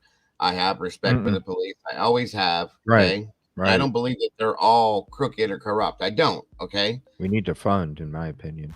Yeah, but at some point, people are going to stand up and go, okay, that's enough. Enough is enough. And start taking matters into their own hands, doing things like what we do, so on and so forth, and maybe worse, okay? This needs to be handled everywhere. Why do you think gangs were created, everybody? Exactly. Gangs were created because of police corruption. Yes. Because the community had to combine and get a collective effort going in order to be able to protect themselves because of the corruption, because nobody was protecting them. That's why gangs were created in the first place. Right. That's right. That's why mafias were created in the first place. That's exactly what that is. Yes, sir. Right? You know what I'm saying? That's exactly what the mob is based on. The fact that there was Right. police corruption every which way you looked, and that nobody had. Exactly. There was no trust. There was no comfort zone for anybody to take care of specific people. So because of this shit. And it's not even about better training or background checks on. It's about accountability. They need to be held accountable for the things that happen. Yes, I understand that they don't make enough money. Okay. Neither do firefighters. Okay. We don't. They didn't. There was not enough money made for the things that we handle. Same things with law enforcement. There's not. Okay. But that doesn't mean that you go and break the only oath that you've taken in your whole life to serve and protect the people that look to you for that, okay? Just to make more money. That's not what that's about, folks. And if that's what you think, then you don't need to be doing this. You don't need to be wearing a badge. Sorry. It's not a selfish job, it's a selfless job. That's right. And when you approach it selfish, that's the kind of shit that takes place here. It's a Yeah. selfless job. You have to know when you go into it. It's not training, it's what's in your soul. Yes, you need to know going into that type of employment, you're not going to be a rich person, okay? You're not going to live the great life, but it's a choice you make. Do you want to do this because you want to do this, or do you want to do this because you want to make money? No, you're not going to, if you're any of it, if you're going into EMS, fire, policing, any of that kind of stuff, you're not going to be a rich person. You're going to be doing something that people look to you to protect them for, and civil servants. Okay, you're serving the public by doing this, but people need to do it. Okay, that's all that there is to it. So, and that's another thing too. I think another reason why police has become as corrupt as it has is because people don't have respect for it anymore. Therefore, a lot of them are just like, what's the point? you know, and that's why I push respect for police and law enforcement. It's horrifying, you know. So I'm just saying, guys, that's what's going to happen eventually. The public's going to say, okay, that's enough, okay, and they're either going to take things into their own hands, and it's going to cause a lot of problems unless somebody makes law enforcement and judicial, I'm trying to think of the right word, I can't, but in the judicial process, accountable for the situations that occur. It needs to happen. Of course, they should be paid more, but it just doesn't happen. It just doesn't happen. You know, It's the like soul. yeah, well, the department that I worked at made a certain amount of money. It wasn't horrible, but it's, you know, it's enough to survive on, but you're not going to do great. Now, if you go up to like the city of Cleveland, New York City, Canton, Ohio, Akron, Ohio, they make more, yes, because they're larger cities, and that's just going to be the way it is. But you know, it's something, you know, walking into this, you're doing this because it's something you want to do, not because you're trying to make money, folks. That has to be known. Sorry to interrupt, buddy. I just, something I had stuck in my mind. No, you're good. No, and we have amazing people like Coach Kev. He's an amazing person. He's a current firefighter, wonderful gentleman. There's wonderful. I respect them all too. It's just like look. There's apples all over. Some of them have worms in them, don't they? Yeah, and it's a true fact, folks, that one bad apple can spoil the whole bunch. It happens. You have to be the strong one and resist that scenario. Yeah, it comes from the soul. It's not a training. Yes, training does make a difference as well, but it comes from the soul. Even if you start it out the right way with your soul and that the selfless approach, and then at some point, if you do become selfish, it's about the soul. It's about the soul again, because you're asking yourself, it's a conscience. You're asking yourself those questions. Should I? Would I? And then if you do, it's a soul decision. It's all based off of the soul. Yes, and that's when it's time to get out of it. And if you can do that, you're gonna hold. You'll keep your pride, I guess you could say. If you get to a point where you just can't do this anymore, it's time to back away. Okay, rather than stepping over that line into a whole different realm of what I can't think today. I don't know why, but yeah, I know because then you're affecting a whole community, not just your own. Your decisions are affecting. Yes. Yeah, it's time to back out before you lose your integrity. If you back out of that situation in that time before that happens, you keep the integrity that you've earned doing that. Okay, but if you don't, it's done. That's all. It takes one time. That's it. You know, I understand that, and that's the problem, guys. You guys know this as well as I do. Money is evil. Period. It will make people do things that they would never imagine in their entire life they would ever do, because they see what that money can give them. Okay.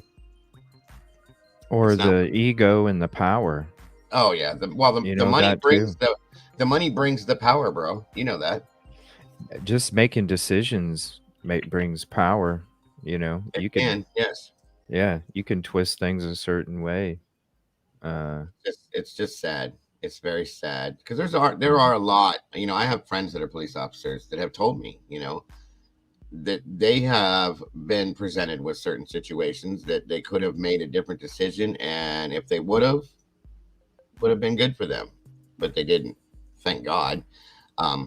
You know, and it's not there. It's not it, and it's they told me it's right here. It's all about, and like you said, your soul. You know, because at the end of your career, think about it like this. At the end of that career as a police officer, mostly police officers, because we don't, as firefighters and EMTs, you don't get presented with those situations. But at the end of that career, if you know that you did everything the right way, you know, you did your best as a police officer or whatever that was in that scenario, when you retire from that and walk away from that, you can have that integrity, that pride, and that that feeling and know that you did it all the best way you could. That's all it is, you know. And you can even apply it to us content creators. It's in our souls as well. The ones that make content that is true and rich and thoughtful, compared to the ones that make content that are about hate and spew and venom. Again, it's all what's in your soul. About giving that- Everything is a yes. reflective of what's inside your soul. It's anything you do, anything you put your hands about. Giving that 150, like CJ says, Right. guys. 150 all day, every day. Because then I won't end up on that deathbed going, I wish I could have, would have, should have. That's it. That's it right there. The end of your life. When you look back and you say, you know what, I did this, but I didn't The do right that. way. That's Right. right. The right way. Let me see here. What's up, everybody hopping in? Legacy. You know, we'll all be forgotten one day, you know, but it's about the ones that remember and the ones that got to share the experience with you. Because you know, I'm not King George. You know what I'm saying? Ain't gonna write books about my ass. So only the people that around are going to remember. And then that's what it's about. It's about the community and sharing your soul and your energy. And you know, dude, maybe we won't be if we make a big enough imprint and enough positive reinforcement is released from what we do. Maybe we won't be forgotten. Who knows? I mean, I doubt that we won't be, but you know. Well, they better put me in a red hat. That's all I'm saying. And I better have sunglasses on top of my head too. Better put me in that red hat. Yeah. That's right. I mean, hey, I do. My dreams are having an office one day and having a boardroom and all sorts of stuff where we, you know, meetings, offices, studios. Mine is just to have a everything. studio. I'll be happy with a studio. That's it. I have even one day have my own detail business I stream with too. I have minimal dreams right now. I think right now I'd love to have a show in a studio with me, you and I. That's it. I'd be super grateful for that. Well, yeah, the morning show. That's it. Man. That's With one of the CJ plans for the morning show with CJ and the Digo. When I get that Monday through Friday, I don't have to worry about this factory shit, you know, and I can do this YouTube shit full time. That is going to be part of the rotation is a morning show. And we're not going to, I mean, I love talking true crime, but there's plenty of other stuff. I'd love to sit and hang out on a morning show, bro, and just talk about for real. Everything and anything. Current stuff. You know, current stuff. You know, Right, music, right. movies, like everything. Exactly. All day long, dude. I could Current do that all events. day long. You know, yeah, just a 3-hour morning show. That's it. That's it. We would have Kind a of like a blast. rover. Kind of like Exactly. a rover, bro. Yes, that's exactly my right there. I think we Live would be call-ins, all that stuff. You can call in all morning. Yeah, it'll be a live call-in show. You know, We'd talk have about our it. antics that go along right with it. Yeah. Have a couple regular guests that come in that cause problems or Yeah. whatever that we mess with. You know what I mean? Jeffrey, remember Jeffrey Yeah. from Rover? Well, I want to have because I have like the same mental approach like Joe Rogan, but I want to be a mixture of not like I want to be a mixture of like Howard Stern and Joe Rogan, but I don't need the sexual shit. Like with Yeah, the I'm Howard not Stern a stuff. I don't need the sexual No, shit.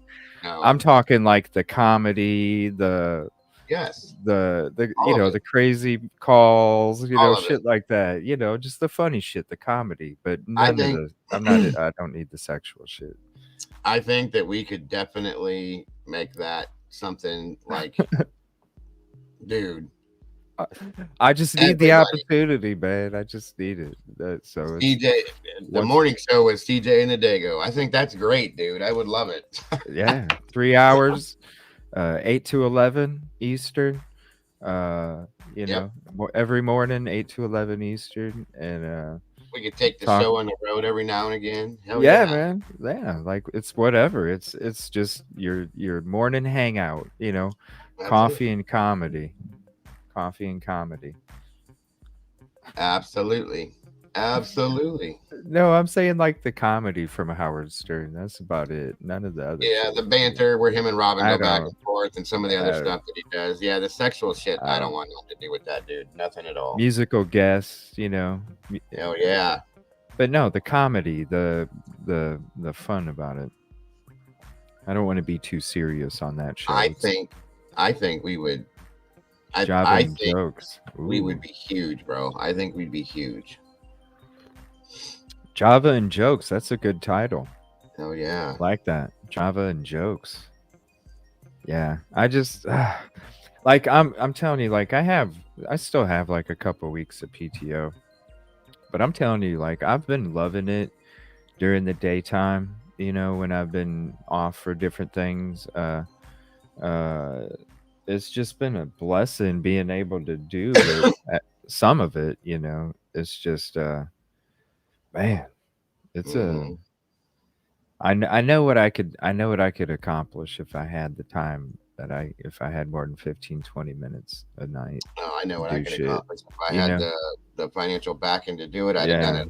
I'd have done it already. Yeah, that too, but man, yeah, one day, man, and everybody else that's here, it's already been planted. We just have to wait for the You guys will be part of for the it. You water. guys will be part of it for sure. Yeah. We just have to wait. But oh yeah, definitely road trips because I love traveling, and I'm even like I said, I'm gonna like when I do the Monday through Friday, I'll have painting shows once a month where I do paintings, canvas paintings, and you guys can paint the same picture that I'm painting. CJ Ross. Yeah, man. You I got the voice, actually, bro. yeah, I even have like the stuff You to got do the it. voice. You got the voice, brother. I could just see you in it. Put it in It'll be like Bob Ross shit, bro. I'll be happy little standing tree. up there and you'll watch me doing you'll see me from the back. And, like Bob Ross angle. I'll be painting them like that and everything. You guys paint the same pictures I'm painting. Like another community thing that I want to do with people. You don't know who Howard Stern is, William? I'm sorry, Yeah. brother. And then like go on location in different places, because if I do have that time, the Monday through Friday, that allows me time to be able to go on location in other places too for like a night Yeah. or a couple days. I can actually travel to Idaho, and I can travel to frickin' Ohio, and I can travel to Florida and all these different places and be able to do shows on location too. Hell yeah, That- dude. You get yourself yeah. a big old RV, call it the Evil Machine, and do your road I trip show. wish. Oh my Yes. gosh.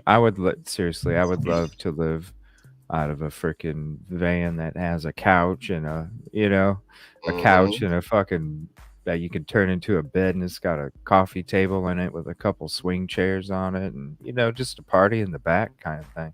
Do my studio from there, the couch will be my back. I would love to, dude. I would love to. Because I love traveling. My wife told me, she said, because I'm in the way in here, kind of in my living room. I plan on moving to my den. I know Heather's gonna say you've been saying that for a year. She's right, I have, but she said you need to get like a camper and park it in the damn driveway and move your shit out there, and that way you're completely out of the way. And I'm like, okay, are you telling me you don't want me around anymore? What's the deal? She's like, no, but you need to like have your own space. And I'm like, yeah, that would be cool though if I had that. It would be. Thank you, Tanya. It Appreciate would. that. I would love to. I would love to. Especially to be able to go to these different locations, man. The cases that we talk about, I would love to be able to go to each of these locations and report from there. So why do I gotta be Howard Chains? What's that all about? No, I'm saying I want to be like a mixture. That's my Yeah. those are my two influences. Plus all the and WNAR in Akron, Ohio. Shout out to them. Yes. They're my main influence right there. Is yes. Yeah, WNIR in Akron. And of course, the old WIRR RRO in Cleveland, the Buzzard. I know you remember that. Yeah. That was one of my Buzzard. main. They were the ones that got me rolling and wanted me to do my own radio show. But WANR is the boom for real.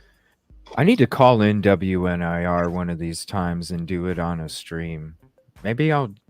But I want to. Do you guys know who Bob Golick is? Yeah. Okay. He used to play for Well, Cleveland. right. Yeah, he played for Cleveland, the Raiders, the Mm-hmm. Patriots. Him and his brother, Mike Golick. Mike Golick used to do the show Mike and Mike in the Morning on ESPN back in the day. Okay. Yep. They're both from Cleveland. Okay. Yes.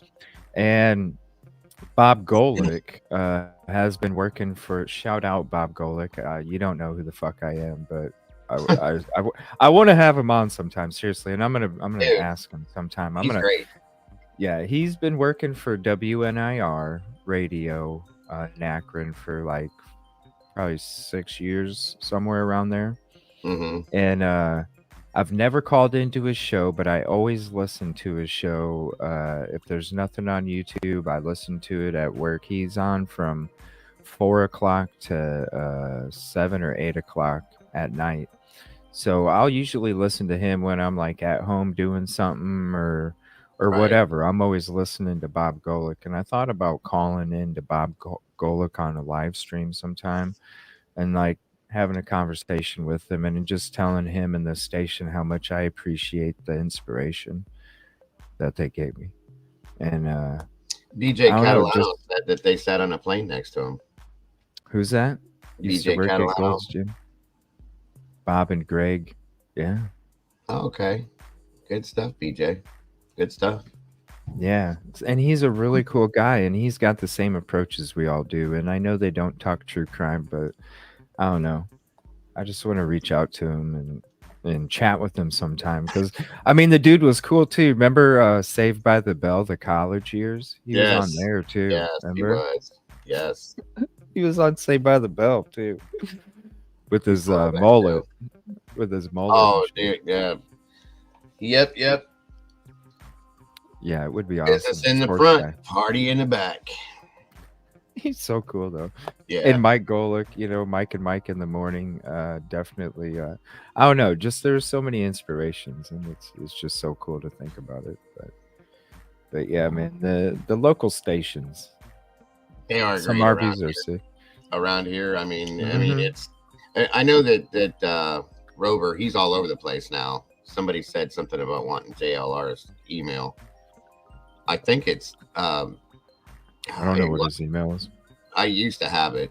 I think it's JLR something at gmail.com. I remember hearing it multiple times, but Probably just go to his page and click on his about. yeah, me. if you go to his Facebook, go to actually, guys, seriously, if you want that, go to the Rover RMG Lives Facebook page, and they have all their emails on there. Yeah. I would yeah. love to. I would love to sit and talk with Rogan. I'm a nobody though, so. But that'd be an amazing conversation. I'm pretty sure that yes, Linda, no problem. That Drunk Turkey got to have a conversation with Rogan at some point. Oh wow, that's awesome, man. That's awesome. Yeah. I thought he was telling me about that. That's how he got his start, actually, because of it. Well, not his start, but he kind of boosted himself a little bit because there's another guy. Oh, that's cool, man. That Rogan that had on his I show. love that Rogan. Shouted out DT. It was something Skippy or Doc Skippy or something like that. Was on Rogan's show, and he shouted out the DTS, and that's how that thing's got rolling there, which is a good thing, Rogan cracks Yeah, me that's up, awesome, man. I love Rogan. He's so awesome. Just the mental approach to life, I'm all about that shit. Yeah. And it's awesome that and he's amazing work too. Like, what a platform he's made and created. He's almost like the godfather in a way of what we do. Not maybe the topics that we talk about, but the platform itself and what we're doing. He's almost like the godfather, in my opinion. Well, Um, I've always wanted to do this. I'll be honest with you. I got to tell you something. I don't want to like swell your head up or nothing, but I mean, I don't care. I do. But I've always wanted to do this. But since I've met you and I've been doing these shows with you, it's really, really, really been driving me to want to do that even more. I just the platform that we do together when we do it like that, I think it's amazing, and I think a lot of people respond very well to that. And I think that's kind of where it's been blowing up in my head more that I want to do that even more. So yeah. that's because of you, my friend. I'll be honest with you. Well, it takes more than one, and Yeah, uh, and it's a vibe thing, It's all about the I agree. vibes. It's all about the energy. It's all about because really we're on this earth just a blip of time, and why not make the most out of it? Because if you think about it, like we're all souls, and maybe Hmm. some of our I don't know, I might just speak it out of my ass, but maybe some souls don't get the opportunity that we get to experience this gift of life. And Right. so I look at it as I am a soul that is blessed to experience this gift called life. So I'm going to do everything that I can until I'm gone to appreciate this gift. And Yes, sir. that's what it's about. Yes, sir. He's saying, ooh, nice. Yeah, I can't wait to do a morning show, bro. One day. And then we got to get Say My Name to make some stuff for us Yes, she is so for that amazing. morning show. Yes. She is so amazing with what she does. I wish I could get mine to work. I just can't. It doesn't do the thing. I'm okay with that though.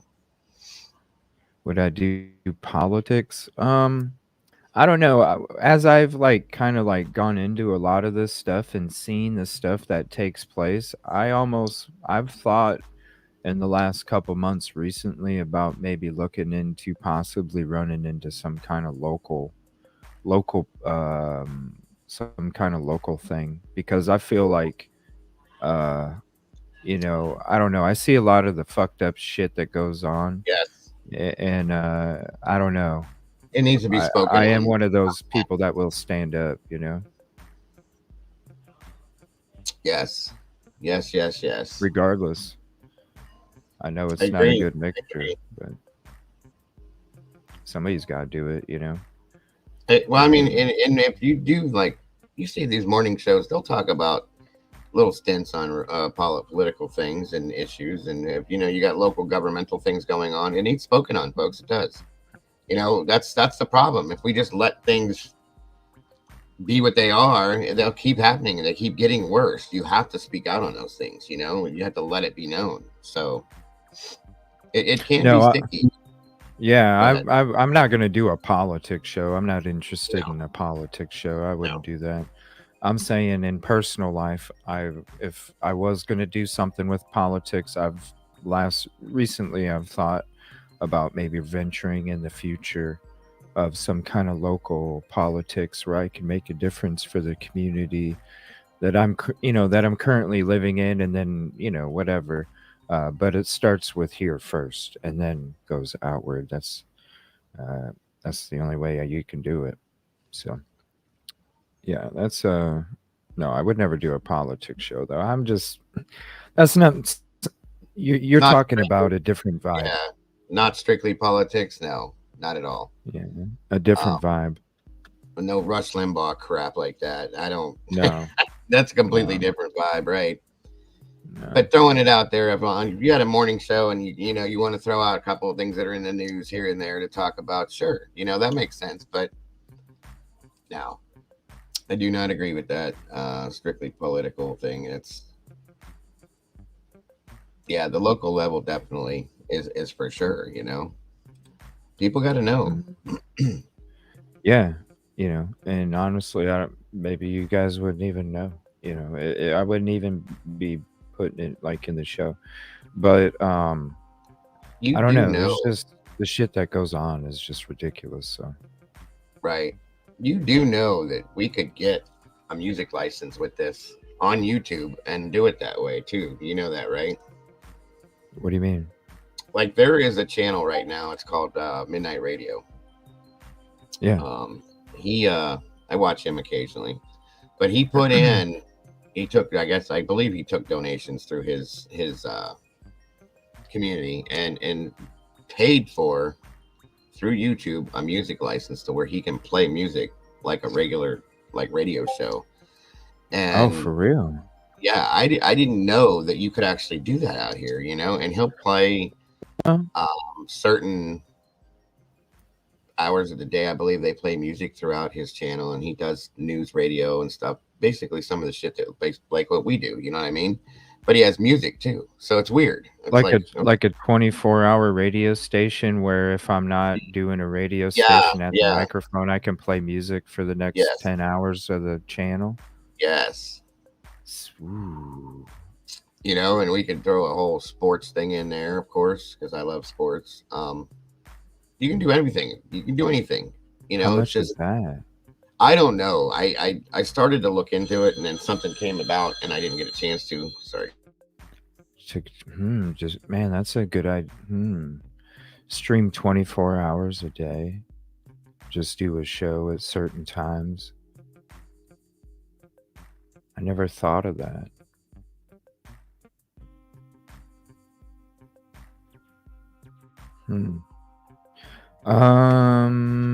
Who? William what? Thank you, Lulu. I appreciate that. Just type it in Discord. I don't know. Is it fixed? Okay.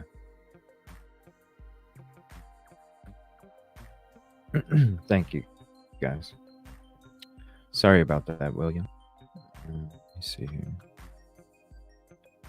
Love me some system. That would be interesting. But yeah, morning show. Ooh, I can't wait. I can't wait.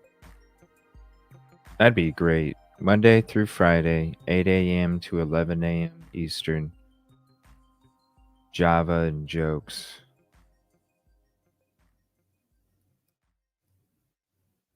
Yeah, that'll be neat. I don't know.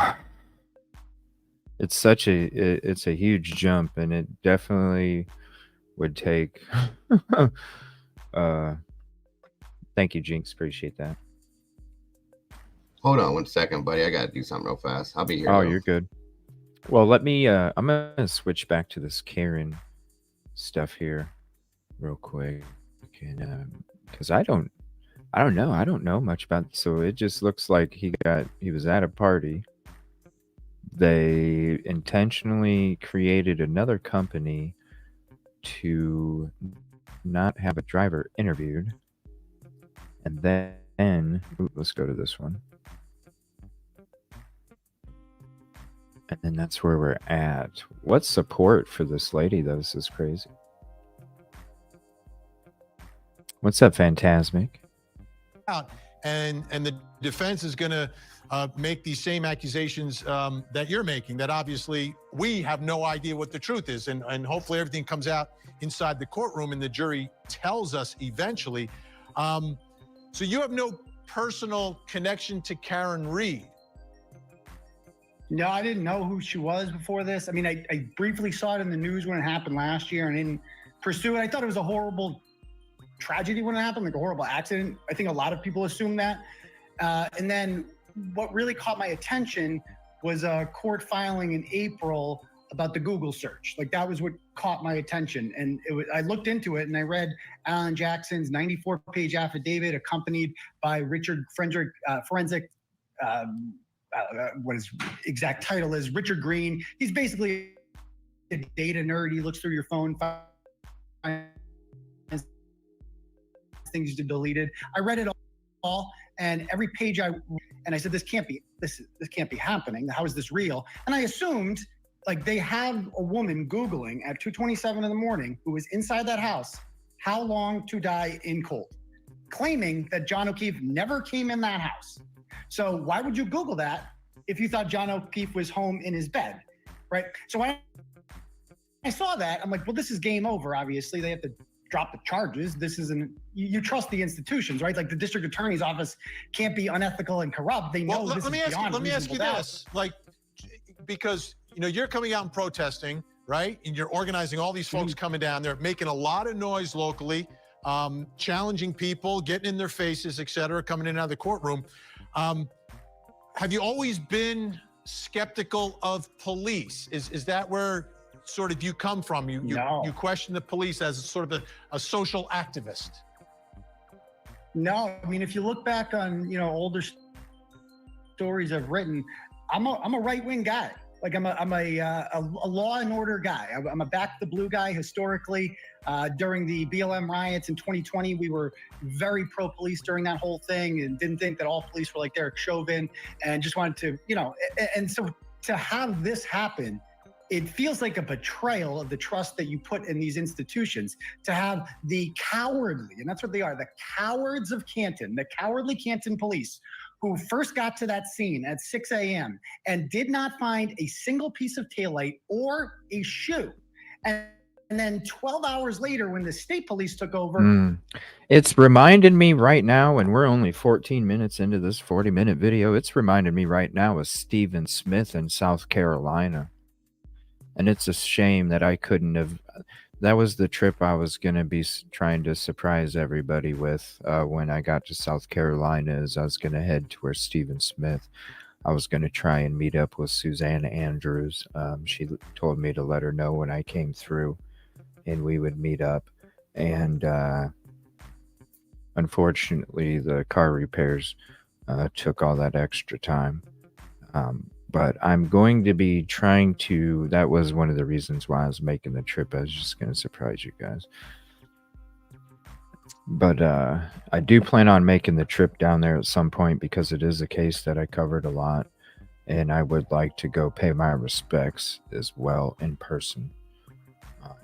And take the community with me, because it was a lot of work for us as a community when we did our deep dives into that case, when nobody was even talking about it really. And then, all that stuff started to come about. And thank you again to Suzanne Andrews for the couple times that she hopped in and took time out of her evenings to tell us about everything that she's experienced and is doing as well. So I want to thank her too. One day I'll get back there again, and I'll make that trip. We'll get that to happen. Boom, they found taillight everywhere and a gigantic shoe, which somehow the Canton police missed. Now, if I'm the Canton police chief, I say, I stand by my men, and I say, look it, my guys are competent. They would have seen that. Those were not there. But the cowards of Canton remain silent. And not a single officer in that entire department has any fortitude up and say, no. We need to put a stop to this. An innocent woman, you are trying to put her in a box for the rest of your life while her killers remain free in this town that we live in. So, are you from Canton? I know you're in Cape Cod tonight. Are you on vacation? No, I'm on vacation. Yeah, it's the last night of vacation. That's what I figured. I'm from a little town called Holden, right next to Worcester, second biggest city in New England. So it's about an hour away. So I go to Canton a lot these days. So let me ask you this. You've got a lot of followers. The people that showed up at that courthouse, those protesters, are they local folks from Canton, or are they followers of yours who have gotten, entrenched and committed to the story the way you have, who showed up from all over? Because I'm wondering, are we looking at potential jurors here? Well, I don't know how many live in Norfolk County. There's a lot of counties, and the county lines are kind of weirdly drawn in Massachusetts, but I doubt, I would probably say 5 to 10% of that crowd is a potential juror because they live in Norfolk County. Obviously, they would not be picked for the jury if they had jury duty that day based on Not their sure, activism. Phantasm. But Not sure. no, I mean, I would say like a very small percentage of that crowd is actually from Canton. I mean, these are people who are so outraged. I've never written a story like this that has gotten so much interest and outrage from people. Like if I died tomorrow, this movement would go on. People would keep protesting. I'm kind of like the leader of the movement, but it's taken on a life of its own. Yesterday at the Canton Town Select Board, one of the alleged perpetrators is on the Board of Selectmen, and a lot of Canton folks just showed up and began demanding he resign. I didn't urge anyone to do that. This has taken on a life of its own because it is that outrageous. I am not a conspiracy theorist. Let me ask you this. Let me ask you this. Now, there were cheers for Karen Reed on the way into the courtroom, but there were boos for other folks who were walking in. Who was that, and why was the crowd booing people who were walking in? I mean, because was it the prosecution? Was it an officer? Who was it? That's Carl Dougal. He's a local moron. He's a Boston detective. He is the only member of the Boston Police Department that believes Karen Reed did this. Normally, when a cop gets killed, go to court. So again, I mean, you called him a name. I just got to be careful with that. I'm sorry. I apologize. Yeah, I get it. Okay. I get it. That's the way your show usually goes. Just tone it down just a little bit tonight in terms of the name calling. Because I don't know him. He could be a bright guy, could be the best guy in the world. I don't know. You have a problem with him. But he's from the Boston PD is what you're saying? He's a Boston police detective. Okay, so this took place in Canton, but the officers at the party and John O'Keefe and everyone else is really connected to Boston PD? I mean, the only other person connected to Boston PD in that house is the homeowner, Brian Albert. Okay. He has a brother who's on Canton Police. He's got another brother on the Board of Selectmen. But, this took place in Canton. It just happened to be two Boston cops in a Boston suburb, like not Boston itself. And so Carl is a former co-worker of his. And that's wasn't that John O'Keefe's friend? Isn't that his friend? Yeah, but a lot of John O'Keefe's friends are sitting on Karen Reed's side, including some of John's ex-girlfriends. Imagine that. Like ex-girlfriends aren't supposed to like the latest girlfriend. But they're sitting there with Karen on her side. Well, let me ask you this, though. Let me ask you this. I mean, his friend is dead, right? And he believes what he believes. Do you think he's at fault here for believing what he believes at this point? Yes. So first of all, nobody is. I'm trying to be nice. Yeah, go ahead. Nobody with who is that ignorant should be in charge of investigating any crimes at all. The fact that he's a Boston police detective makes me wonder how many times he has falsely arrested people for crimes that they did not commit. If he just I get it, bases this all on a hunch. Yeah, so I'm just wondering what this scene is going to be like at the courthouse, right? For folks who are coming in. How about John O'Keefe's family? But you know why we boo him, Vinny? Because anybody who is down there sitting on the prosecution side is knowingly supporting a sham. And every minute wasted on this sham prosecution of Karen Reed is a minute longer that the real people who killed John O'Keefe are out there free. The FBI is investigating this. There's going to be indictments. There will be no trial in this. That is one thing I can almost guarantee you. There will be no trial. There will be indictments probably within the next 3 to 6 months would be my ballpark estimate. All right. Turtle Boy, thank you for being on the show. I appreciate you coming on and hope perhaps you'll come back in the future as we continue to track this case, things develop. And the only thing I would say from my perspective, just having covered trials for years, is that for family members and stuff going through and it's their loved one, their friend that is the victim in the case, just a little, it's tough for them. It's really a difficult spot for them emotionally. Like it's even tough for me just to sometimes approach them. Right. I just want to make it clear that we didn't boo his mother or anything like that. I actually said, no, we're not going to say anything to his mother. I wanted to be very clear with that. Okay. Even his brother, I said the same thing. We're not going to do that. But Carl, it's a long story. I know it's a long. You don't like Carl. And you can watch all of Turtle Boy's work on his blog, and you'll understand exactly what he's talking about tonight. But we appreciate it. Enjoy the rest of your vacation. Thank you. Thanks for having me, Vinny. Thanks so much. All right. I'm telling you, things are tense in the courtroom, out of the courtroom. Up next, we're going to speak with Karen Reed's attorneys. Plus, coming up next hour. In the Bahamas, a love triangle and divorce turned into an alleged murder-for-hire plot. Lindsay Shiver is accused of cheating on her husband, then soliciting a third man with her lover to kill her husband, Robert. We are live in the Bahamas as the suspects are released on bond. In the Bahamas, huh? That's interesting. So we'll take a little pause here before we get into the conversation with the attorney. Yeah, happy heavenly birthday. Thank you for putting that up there, you guys.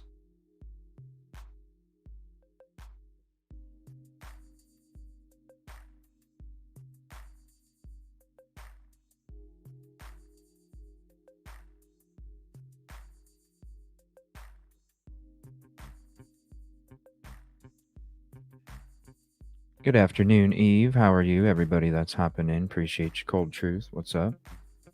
Everybody else that's hopped in. Canton, nice town, very low crime. I don't know. I just don't understand how these people think we're this gullible, especially in this day and age with all the resources that we have available.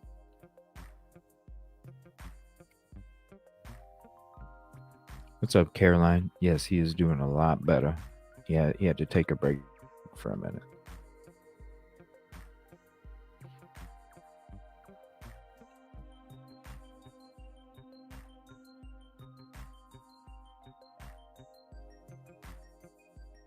Yes, happy birthday. And that's I'm gonna have to look that up sometime, Phantasmic. Wendy Kahn, huh? Mankato, Minnesota.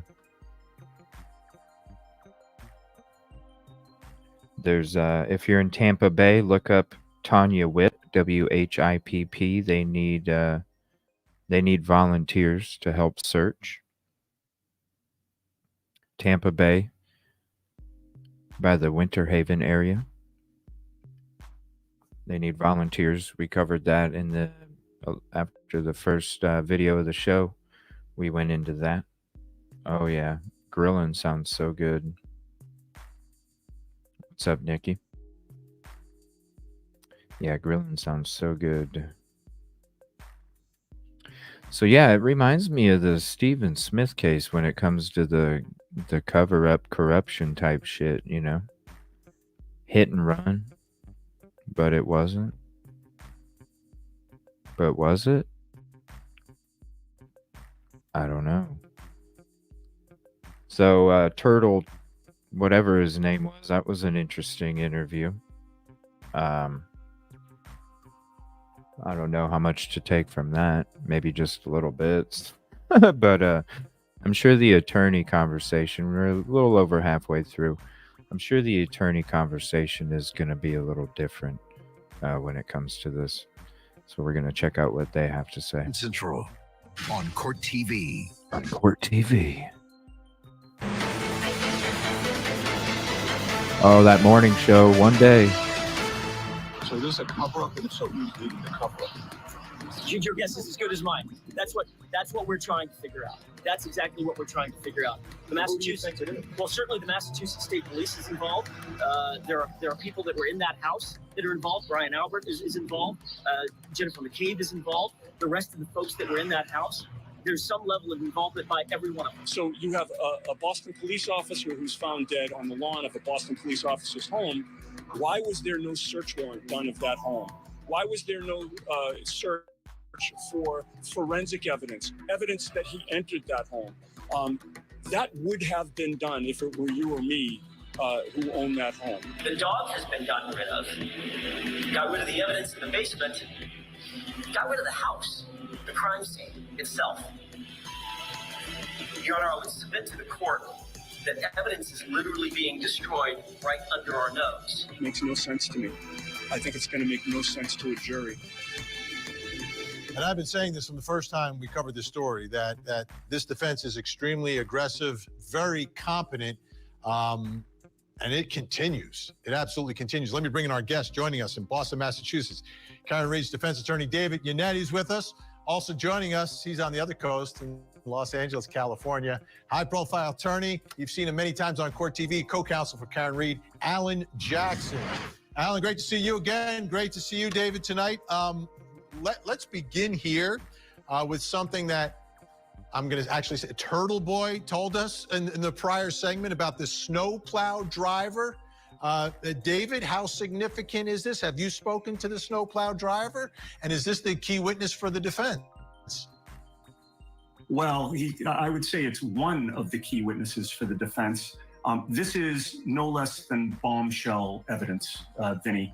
By the prosecution's theory of the case, my client supposedly struck John O'Keefe with her vehicle and left him on the lawn of Brian Albert's property.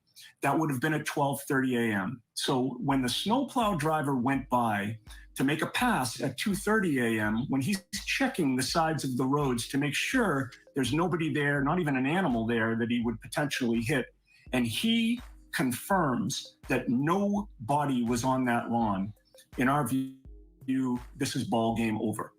All right, let me ask you about the other big thing, again, that Turtle Boy mentioned that was that really struck him and struck all of us here at Court TV was this Google search.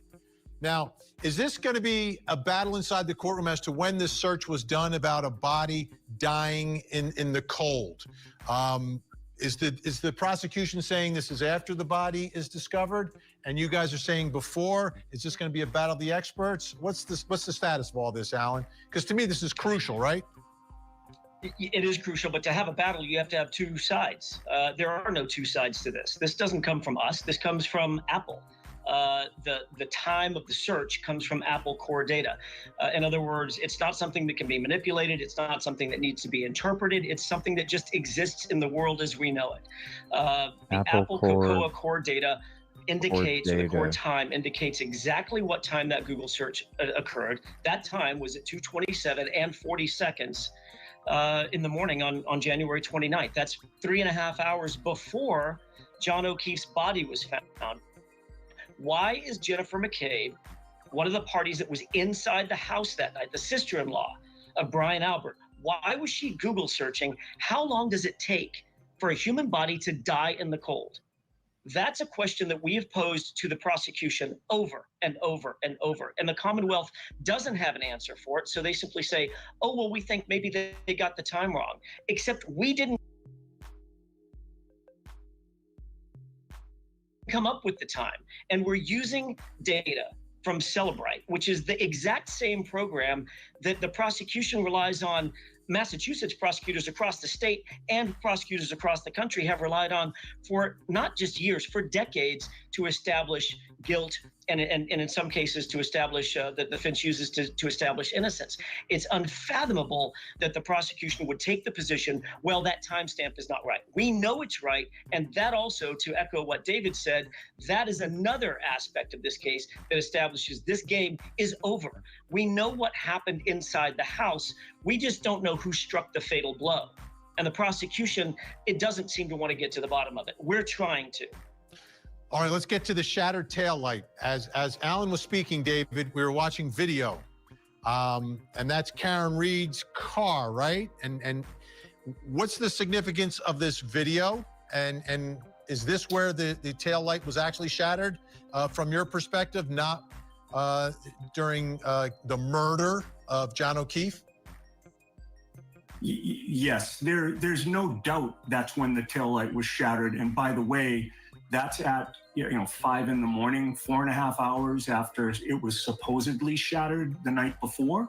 The taillight was intact when she left Brian Albert's house. She came home, and this was Karen leaving to begin the frantic search for John O'Keefe. Now, I don't know that you can see it from the video that you have there, but there is no doubt that when that SUV comes into contact with what is John O'Keefe's vehicle parked in the driveway, you can see that rear tire move forward. Yeah. It rotates, and you also see the light shatter from the taillight being broken. So, their theory is that this happened, 4.5 hours earlier. We can prove it happened 4.5 hours later. Okay, how about this, Alan Jackson? Is there going to be a paramedic coming inside that courtroom and saying that they heard Karen Reed, your client, say, I hit him, I hit him, I hit him? I don't know who's going to come into court and say what. I mean, it's very easy for the prosecution to stand up and make all these sort of grandiose claims, these fanciful claims about what they think the evidence is going to show. I can tell you this, there's going to be no reasonable evidence that she ever confessed to hitting John O'Keefe, because she didn't. Could she have questioned, oh my God, could I have hit him? That's a reasonable thing for a person in that circumstance to say. It's a reasonable thing for a person in that circumstance to wonder. She's sitting there. The last time she saw John O'Keefe alive, he was stepping out of her car, walking up a driveway, walking into a doorway in a house that she wasn't familiar with. And several hours later, she sees his body outside in the cold, dying, right? Taking his last breath. And she's trying to jump on him, make sure that he gets some warmth in his body. She's trying to give him CPR. Keep in mind, she was absolutely, utterly frantic at that point. Wow. Could she have said, could I have hit him? That is a reasonable thing for her to have said. It's a reasonable thing for someone to have overheard. But keep in mind, I don't know what the paramedic's ultimately going to say. Everything that comes from that paramedic is coming through someone that's involved in John O'Keefe's murder. In other words, Jennifer McCabe, others inside the house, they have a connection. They have a relationship with that very same firefighter or that paramedic. That's why this is all very suspect. If the only thing that the Commonwealth has to rely on is some supposed statement, oh my gosh, could I have hit him? That's not enough to base a prosecution on. That's desperation. When every single other piece of physical and circumstantial and direct evidence points the exact opposite direction, to the Alberts, to the McCabes, to the people that were inside that house. David, let me ask you this. We covered the Alec Murdaugh trial, and there was testimony about the movement of cell phones, and it was very specific. Like, it wasn't like it's generally in that area. They were able to track the movement of the cell phone. The prosecution painted a picture of Alec Murdaugh running around the house, pacing around the house, very specific location. What does the cell phone of John O'Keefe tell us in this case? Because to me, if it's all these hours or an hour that he's alive, is he moving in the house? Right. Can you get that type of a location information? Are there searches done? Are there calls, text messages? Is he looking things up? Is anything like that happening on his cell phone, which I believe was found underneath his body? Correct. And that in itself is curious that it was underneath his body and not in a pocket. Right. But the answer to your question is two-part. Number one, Alan and I have been fighting tooth and nail to get all of the cell phone data that we can. And guess who has fought us back to prevent us from getting that information? It's been the prosecution. They have fought us when we have tried to get the cell phone data of everybody in that house. Huh. That reminds you of something, doesn't it? Is chat broke? Chat, my chat feed is broke on my feed. I can't see any messages. So if the chat is not, YouTube's been bugging for a few days, everybody. If chat is messing up, back out, hit the X button on it to close out the video, and then come back in the show. So if you guys want to, I will take a couple minute intermission. We'll go ahead and throw that up there real quick. We'll take a couple minute intermission. If you guys want to, go ahead and back out, close it out, come back in, get a refresh stream, and I'll go ahead and wait to pull it back up for a couple minutes so you guys can hop back in. I'll be back here in 2 minutes.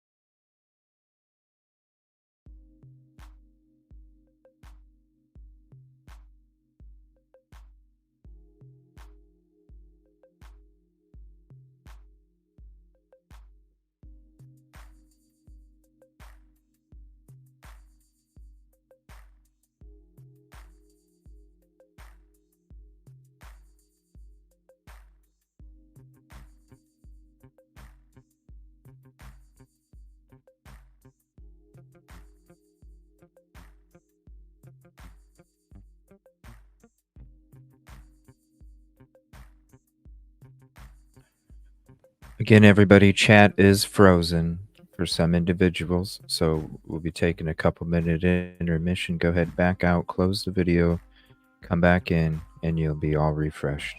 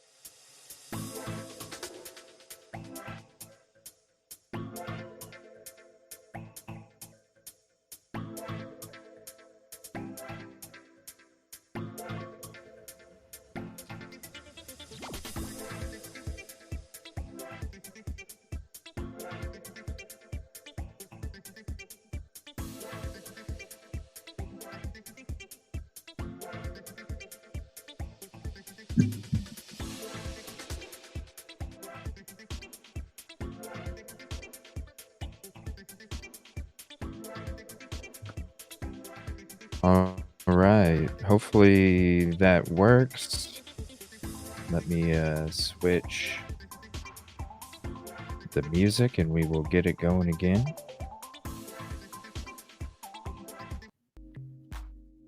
Get them ducks going again. Yeah, get that smooth vibe going. That space age funky beat. Yeah, the YouTube chat was bugging. So we had to take a few minute break to let everybody hop out and come back in, man. Even mine's bugging. Yeah. Hey, dude, I wanted to ask you a question. Do you know? Yeah, what's up?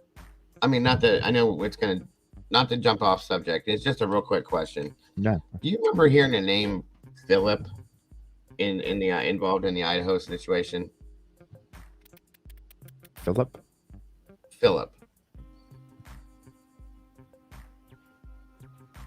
Like in the very, very, very beginning? Yes. Like within the first 2-3 weeks? Mm-hmm. 5? First 5 days. Oh, 5 days. Yeah, that's when I remember hearing it. I've had some things going on in the background with this, and I can't get away from that name now. And then I'm pretty sure the last name started with a K, and I can't find it to save my life now. It was very early on. It had something to do, I believe, with like a bakery or something. Dude.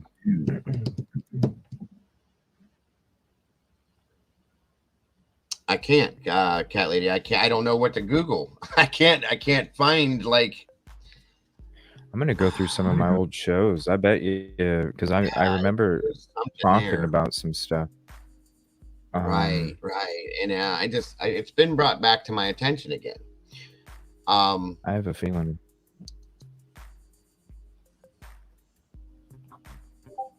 And it was also stated that if that was the case, that person may have worked somewhere with Ethan. But the bakery thing, yeah, Heather, remember the bakery? He did deliveries to like the Mad Greek and places like that. I can't. Sounds familiar. I can't put it together. But I have a couple shows I'm already thinking I need to check. Okay.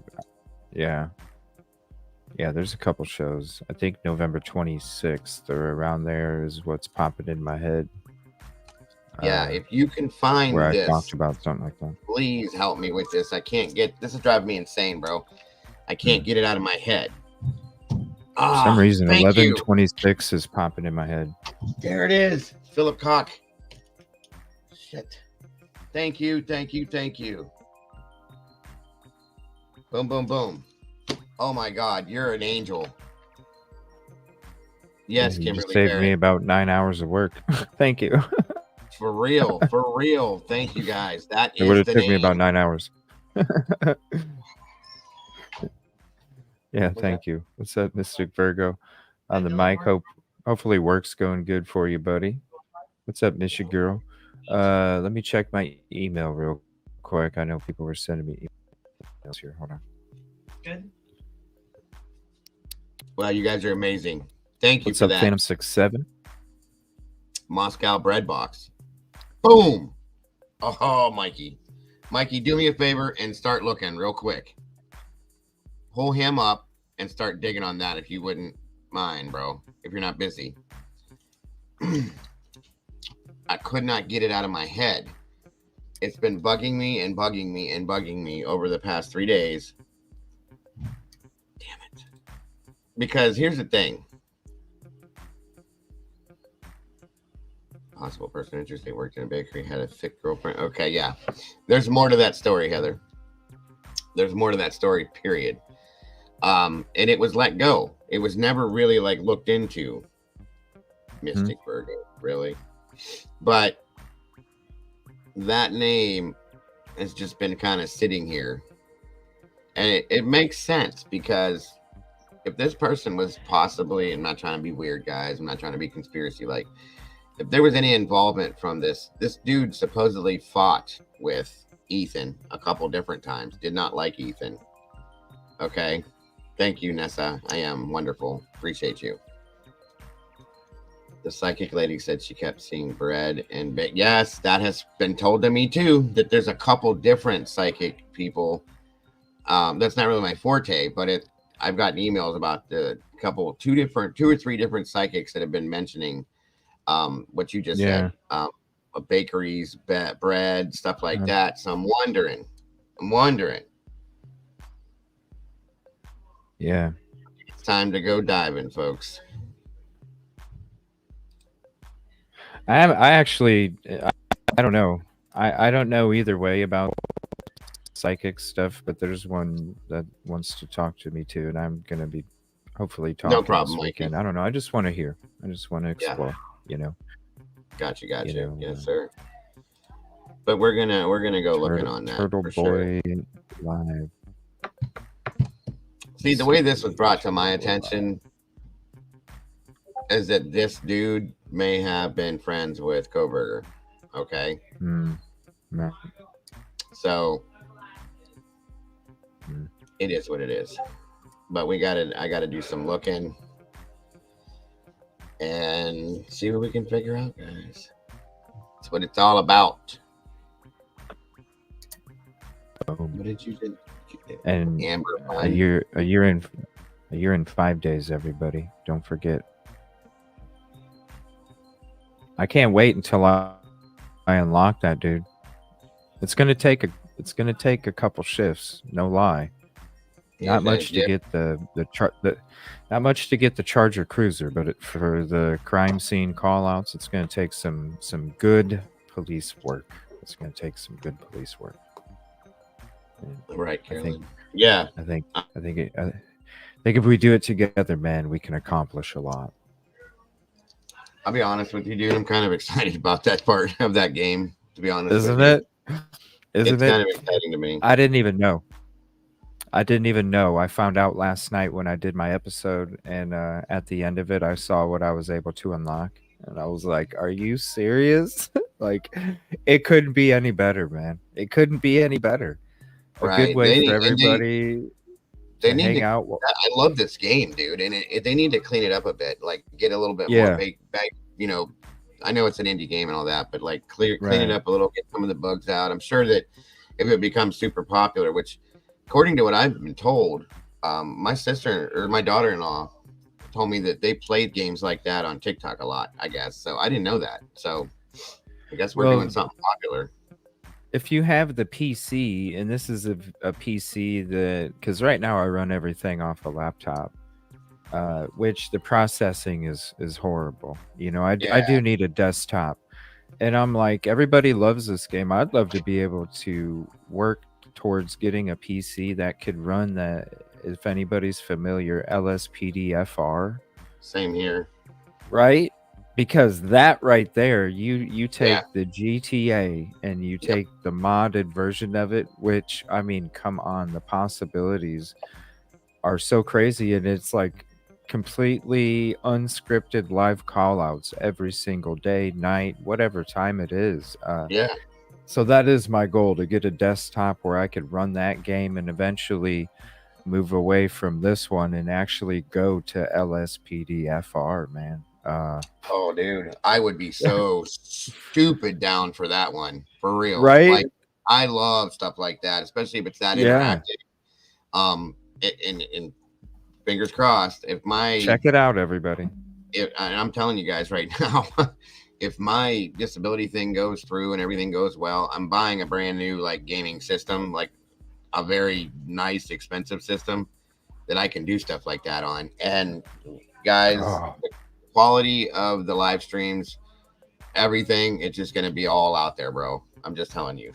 For really. It makes a big difference. Yeah, the processing alone, because like with me running the show, sometimes, and that's why I feel bad when I really do try to pause shit as quick as hell, but it's hard for me to get to it because when I click on something, because I have to have so much stuff running off a laptop, like it bogs time down.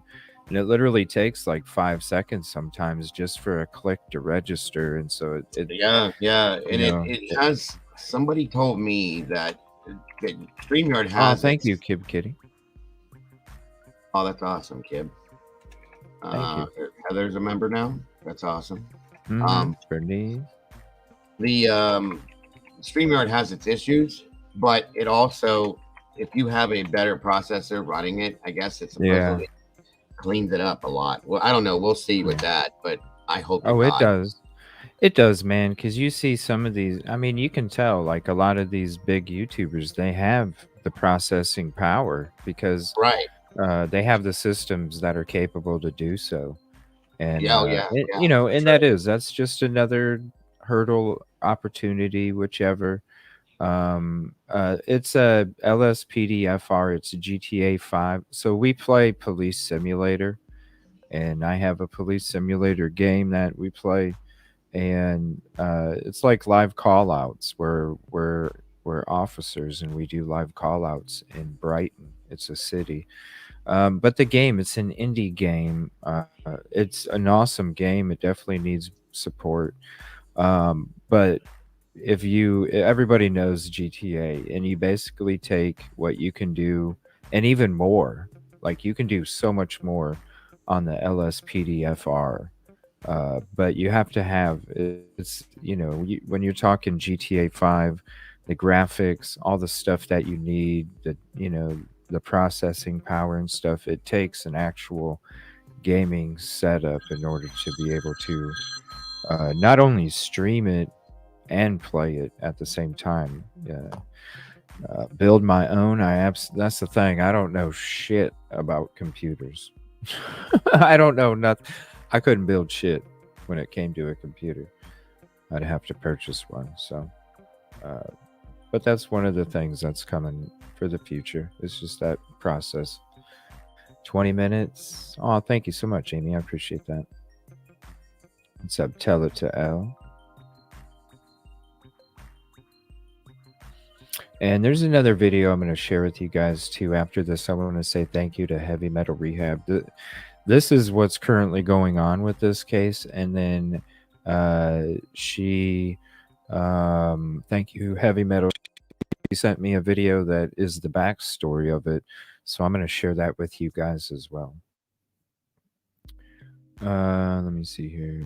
I mean, I really don't even have any idea. I just know that if you guys love Police Simulator, can you imagine the GTA version of it? I'm just saying. There's people that already do it. That's Jeff Favignano. I apologize for mispronouncing his name. But I used to, before I even got to true crime, I used to sit on YouTube and watch him play LSPDFR. The shit was fun. Shit's funny. But I don't know. All I had was an Xbox, and you can't really do that on an Xbox. So it is what it is. But let me see here 1 second. Found these. Oh wow, is that?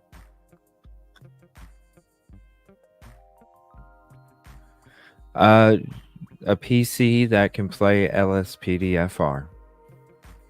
that's the best. That's the best one. I don't know. A PC that can play LSPDFR. Oh, are you serious, Kay? There's one that's, if you're not a member, there's one that I left up there till tomorrow morning. It's here, I'll share the link with you guys in chat real quick.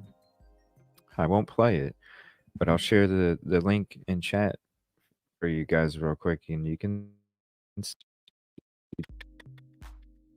It's going to be on regular. I'm not switching it to members only until tomorrow morning is when it'll become members only. Usually these become members only after I'm done. But this one was so much fun that I've left it up for a couple days, and it will be available for everybody until tomorrow morning, and then after that it's going to members only. So definitely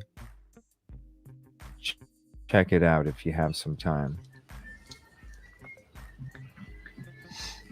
That was fun as hell. It is. It is. So after the show's over, I thought, "What's up? Say please." Thank you so much for all your hard work too. You're super talented. Nice. Say please. She is so talented. Your turn. Thank you for a great place to offer us a safe place to meet. Great, oh, thank you so much. I appreciate that.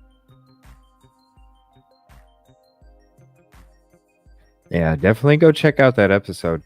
I even thought, because I got my show tonight on Long Island SK, and I'll put the notification out for that after this show's over. But I thought about in between, I thought about trying to knock out a little bit of that police simulator, honestly. Because Dago, I don't know what you're doing tonight after my show. But if you're interested in trying to work towards the crime scene call-outs, hit me up, bro. Because I don't know, when I seen that that's available, I'm like, I gotta get to it, man. I gotta get to it. It's I've been thinking about it all morning. What's up, Jesse? Hey, you know what? If anybody else wants to hop up, you're more than welcome. What time are you doing your UFO, man? I'm gonna get to the rest of this court TV thing, and I might do some police simu. I think I'm gonna have to in between. Oh, crime scene call outs. Can't wait. Yes, yes, heavy metal, whatever specs it is to play LSPDFR, so I can give you guys LSPDFR, whatever those specs are, and then that's what I'm gonna try and shoot for.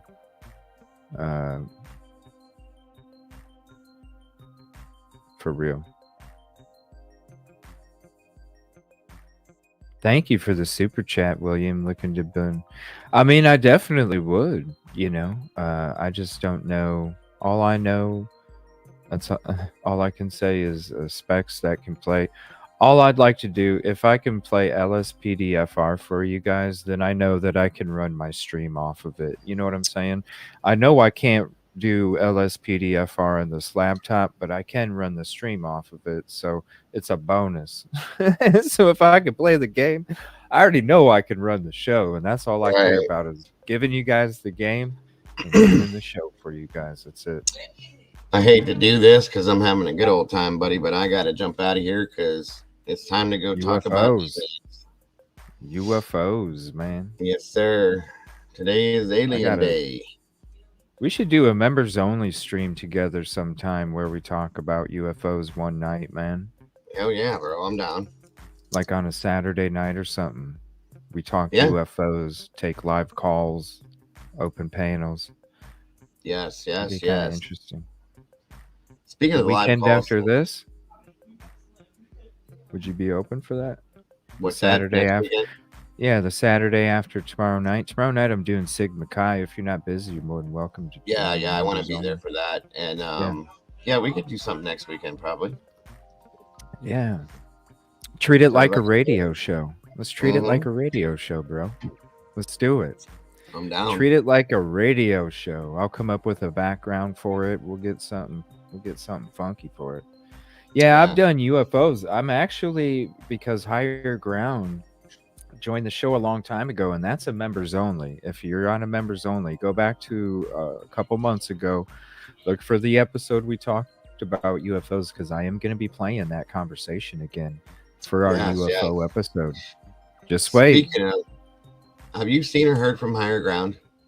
No, I was wondering. I was going to ask you, buddy. I've been worried about her because I haven't seen her in a long time.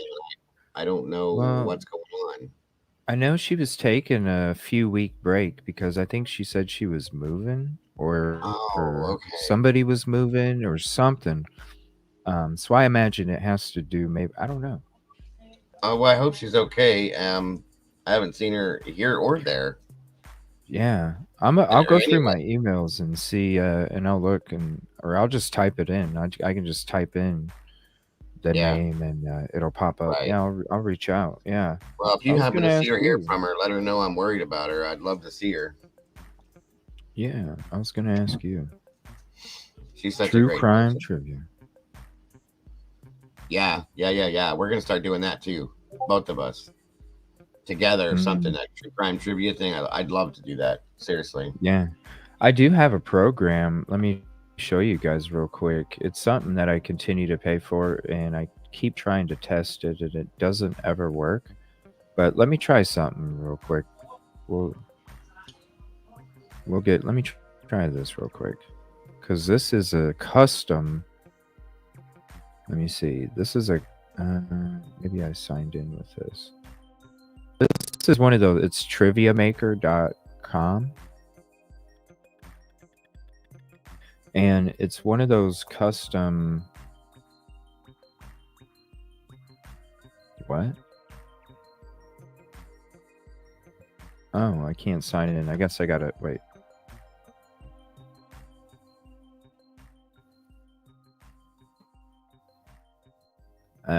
I'll have to mess with it later. It's not working. But it's like it's triviamaker.com, and it's like a custom trivia game where you can have Wheel of Fortune, Family Feud type games, uh,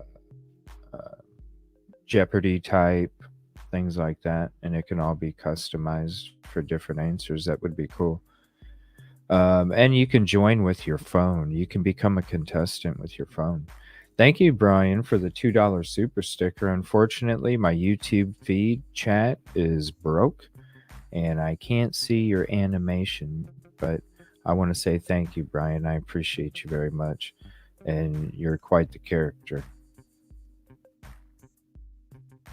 Hello, Kelly. Thank you for hopping in. Look at that sunshine. I've seen a spaceship in the Bronx. Yeah. Well, next Saturday we'll be having a UFO show too as well, and we'll be going back to my other UFO shows from way back. Plus, I have some content that I've been saving since the last UFO show a few months ago to do when I do the new one. So we'll be doing that the Saturday after this one. Tomorrow night we'll be doing Sigma Chi if you're a member. And we'll be having some panel members up there, and we'll be going through some stuff. So I can't wait for that tomorrow. And then I'll be doing a show tonight, Long Island SK, starting at 7 o'clock Central, 8 o'clock Eastern. We'll be hanging out doing some talking about that case, having some panel members up. And in between this show and tonight's show, I'm going to be doing a little bit of Police Simulator because I got some work to do. We got crime scene live call outs coming soon, and we need to get that shit going, man. Drip Drop, what? They come out with a new video?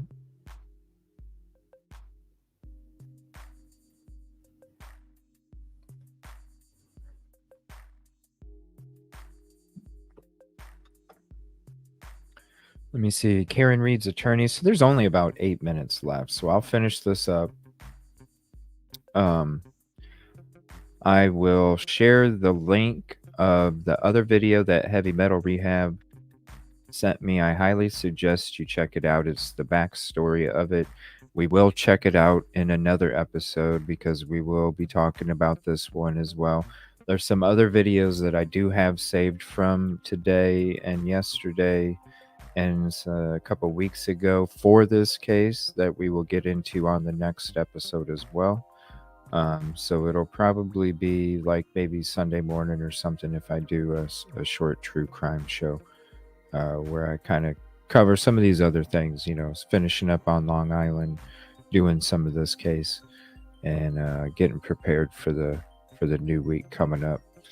But yeah, and if you have any Sigma Chi information you would like to send me, please do. just put in the subject Sigma Chi, and I'll take a look at it and see if I'll put it in the show or not. And if I do, I'll definitely shoot you a credit for helping out if you'd like. So I can't wait for that. It's something I've been wanting to do for a few months since I've been emails and stuff, and I would like to just check it out with all you guys and get your theories and stuff. And plus, I'm gonna appreciate the theories and thoughts on the panel too, because when we all mix it together, it's gonna be interesting. You're gonna traditions, unwritten rules, hierarchy. Very interesting stuff. All right, bud. Well, I got to do my thing, so I'm about to jump out of here. I appreciate you having me here again. Always a good time. Oh yeah, man. Everybody in the chat, thank you all so very much for everything, just being you and worrying about me and all the kind words and all that. I appreciate you guys. Love you guys so very much. And if nobody's busy Appreciate here you, later bro. on, stop by and hang out and talk about aliens today. All right, guys. Have a great one. Don't forget to love yourselves and to love each other. And I will see you all very soon. I'll talk to you soon, bro. See you later, bro. Yeah. Bye-bye. UFOs, baby. Thank you for hanging out. Appreciate it. Ain't that right, Catastrophe? I get days off of work and then I stream fucking 3 times as much, right? I'm telling you guys, I give you 150. It's about the goal. It's about that's my drive for my dream and the future and everything that I talk about wanting to offer you guys one day. That's what it's about. I'm taking the days off and I'm showing you guys, like, if this is what I would have to be able to offer Monday through Friday, you'd see me at 9 a.m. Eastern until 1 p.m/2 p.m. Eastern. And then you'd see me on night shows too for a little bit, because, this is like right now we're talking about these cases and stuff. And then normally this is a Friday night, so it's different. But normally on a weeknight, then we're going to open up phone lines completely. We're going to open up panel completely. It's the chill back, hang out at the end of the evening where we're just chilling, talking about everything that we discussed earlier or whatever's come out. We're just chilling, having a conversation. We're sitting in that limo, We're sitting in that limo taking a ride, just having a conversation. During the day, we're at the office. We're doing the work. We're doing the investigating. We're doing the dirty work, like digging deep, just one day we're going to do it. And then we'll introduce the painting streams. We'll introduce all these other streams that, the on location, where I can go to different locations for you guys. The cases that we cover, I can go to, do live streams from locations, just all that stuff. I wish I could just go boom and give it to you guys. I wish I could. All right, so let's watch the last couple minutes of this. I'm going to rewind just a little bit to about right here, and then the other gentleman starts talking quite a bit. And then Heavy Metal Rehab, I want to thank you for that link. We will check it out on the next episode. We talk about this, but I'm going to give it to you guys so you can add it to your playlist, check it out, and then join the conversation when we have the next show on it. Physical and circumstantial and direct evidence points the exact opposite direction. The exact opposite direction to the Alberts, to the McCabe's, to the people that were inside that house. David, let me ask you this. We covered the Alec Murdaugh trial, and there was testimony about the movement of cell phones, and it was very specific. Like, it wasn't like it's generally in that area. They were able to track the movement of the cell phone. Yeah, the cell phones. I love Shinedown. Murdaugh running around the house, pacing around the house, very specific location. What does the cell phone of John O'Keefe tell us in this case? Because to me, if it's all these hours or an hour that he's alive, is he moving in the house? Can you get that type of a location information? Are there searches done? Are there calls, text messages? Is he looking things up? Is anything like that happening on his cell phone, which I believe was found underneath his body? Correct. And that in and itself is curious that it was underneath his body and not in a pocket. But the answer to your question is two-part. Number one, Alan and I have been fighting tooth and nail to get all of the cell phone data that we can. And guess who has fought us back to prevent us from getting that information? It's been thank you so much. I appreciate they have you. fought us when we have tried to get the cell phone data of everybody in that house, which they should want to get to the truth. But John O'Keefe's is the key, right? I mean, Vinny. We saw it in the Tell Murdoch him, trial. Vinny. Tell This him. technology can be extremely precise in the location of these cell phones and the movements. Thank you so much for the Right, kind so words. that's the second answer, or the second part of my answer. That the Apple health data that Alan referenced earlier shows that he did walk, I think, approximately 80 steps and went up and down approximately 3 flights of stairs. You don't do that by getting out of a vehicle and being struck by the vehicle. And I think Alan had said at one point, what did he do? Did he do laps around the car and start jumping up and down and then got hit? It's fanciful. It's ridiculous.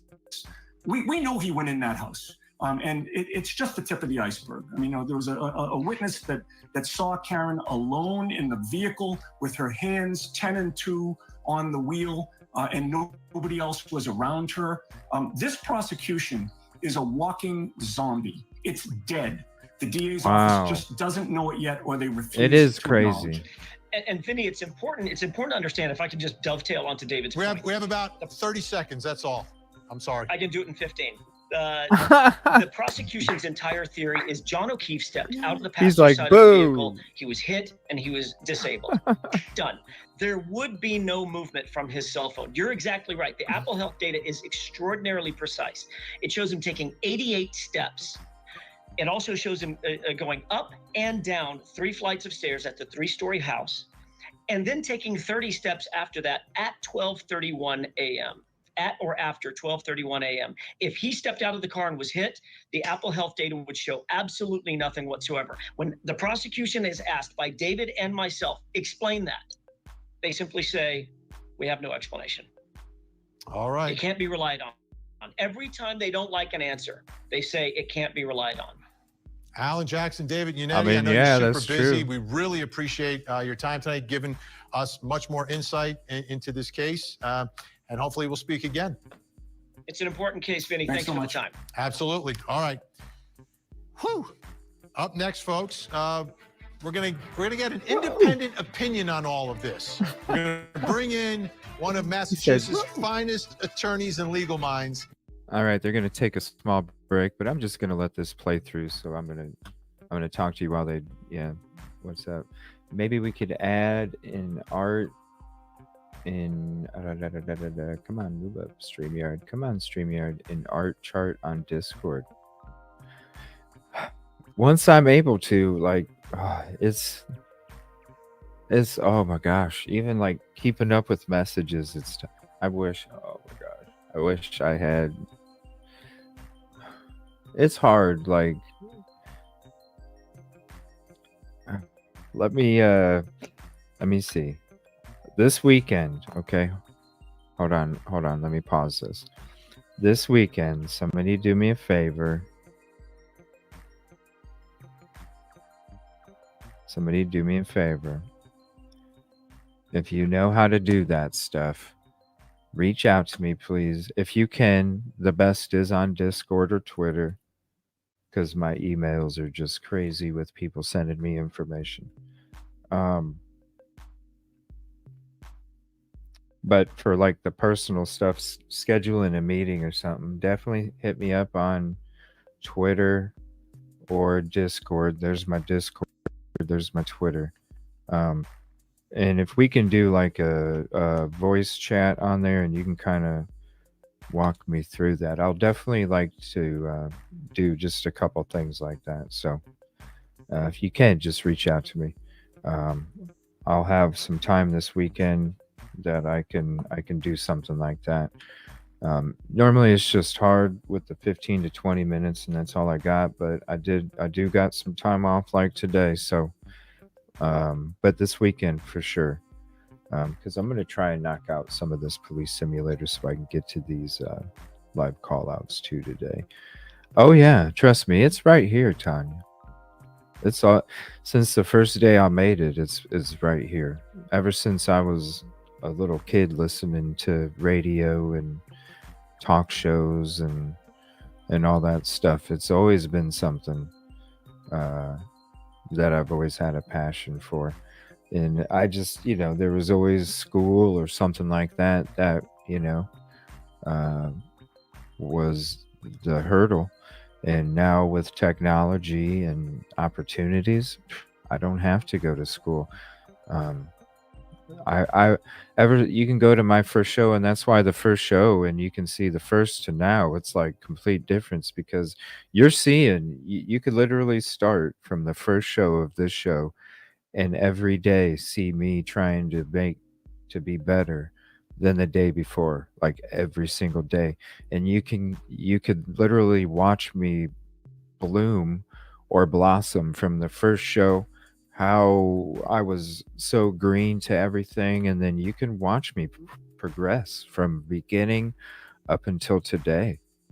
And that's the beautiful part about having a platform is you can see that from the first show. So, and it's all because of you. Like, yeah, it takes what's up here and it takes what's in here, but then it also takes all of you to make this even a possibility.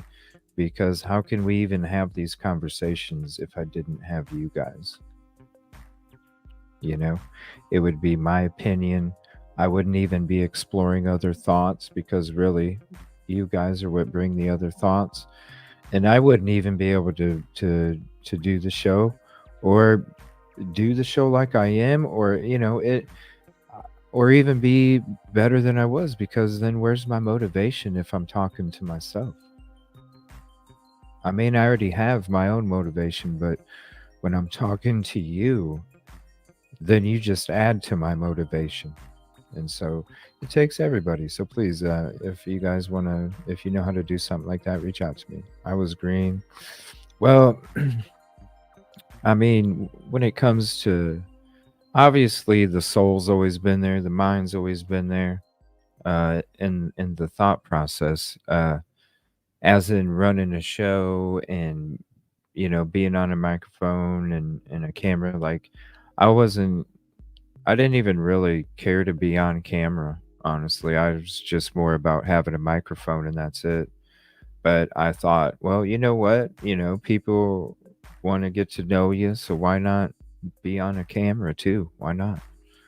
But that was never, uh, that's why in my first episodes, you don't even see me on a camera. I'm just on a headset, just talking. Yeah, just talking. Every day. I try every single day. Every day. Do it. I tried to save his life. I tried to save his life at I 6 in the appreciate you morning. I guys. was covered in his blood. I was the only one trying to save his life. Okay, so this hour we've heard from Turtle Boy, who, along with his followers, believes that Karen Reed is falsely accused. The attorneys who tried All to that lay support, laid too. out some very compelling Thank you evidence. so much. So I wanted to bring in I like an appreciate you independent, guys, for real. mind to take a look at all this. And you're in Massachusetts, so in I one place can't you wait. go. Let's I bring in our can't wait. guest. Joining us in Boston, Massachusetts, former child abuse prosecutor, law professor at New England Law, Wendy Murphy, back with us. Wendy, great to see you. You too, Vinny. All right, so what's happening there in Canton, Massachusetts, in Dedham, Massachusetts? What are your thoughts about this? Is it possible that there is some sort of a police cover-up here? Come on, Vinny. You know, that's the big question. And I know how the issue has been framed. Either there's a big cover-up or she's guilty of murder. And I kind of come down in the middle. My feeling from the beginning of this case was that she probably did hit him. He banged his head on the driveway. She didn't plan to hit him. She didn't want to kill him. And that he was covered by the snow, which is why no one found him until the following day. And it was really the fact that police overcharged her with murder. I don't think any jury will ever find her, period, because I don't think anybody will be able to prove that she wanted to kill him. But she's charged with murder. And I think when a defense attorney gets involved in a case where it appears their client has been overcharged, and likely overcharged because this was a cop, and the cops have a very nice relationship with the district attorney who gets to decide what the charges are. If there's an overcharge, and this is a serious overcharge, this is life behind bars, second-degree murder overcharge. Right. If she, in fact, committed, at best, manslaughter, motor vehicle homicide, because she was under the influence, and she, I think, did accidentally kill him, then the question is, why is the defense characterizing this as a conspiracy by the police? And my sense of that, just tactically speaking, is that the defense wants to use their strategy, their theory of this was a murder by one of the other people at the house, and they're trying to cover it up and pin it on her. But the real theory, I think, here is that if they can even get the judge to buy into the idea that it might have been someone in the house, then they're going to get access to all the police files, all their employment files, all their disciplinary records. And that's going to give Karen Read leverage, the leverage she needs to pressure the prosecution to lower the charge to manslaughter, to give her some kind of not only lower charge, but ultimately a much lesser punishment. So that's really what I think is going on here. There was an overcharge, and in a sense, there's an over defense.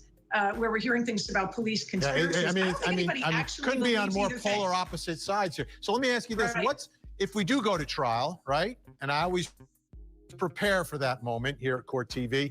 What do you think the temperature is in Norfolk County, in Dedham, Massachusetts, for jurors to think that their police, are capable of this? It makes you wonder, right? There's a lot of support for Karen Read here, and whether people think she's just overcharged Thank or you, outright Fantasmic. innocent and had nothing to do with it, there's a lot of support for Karen Read.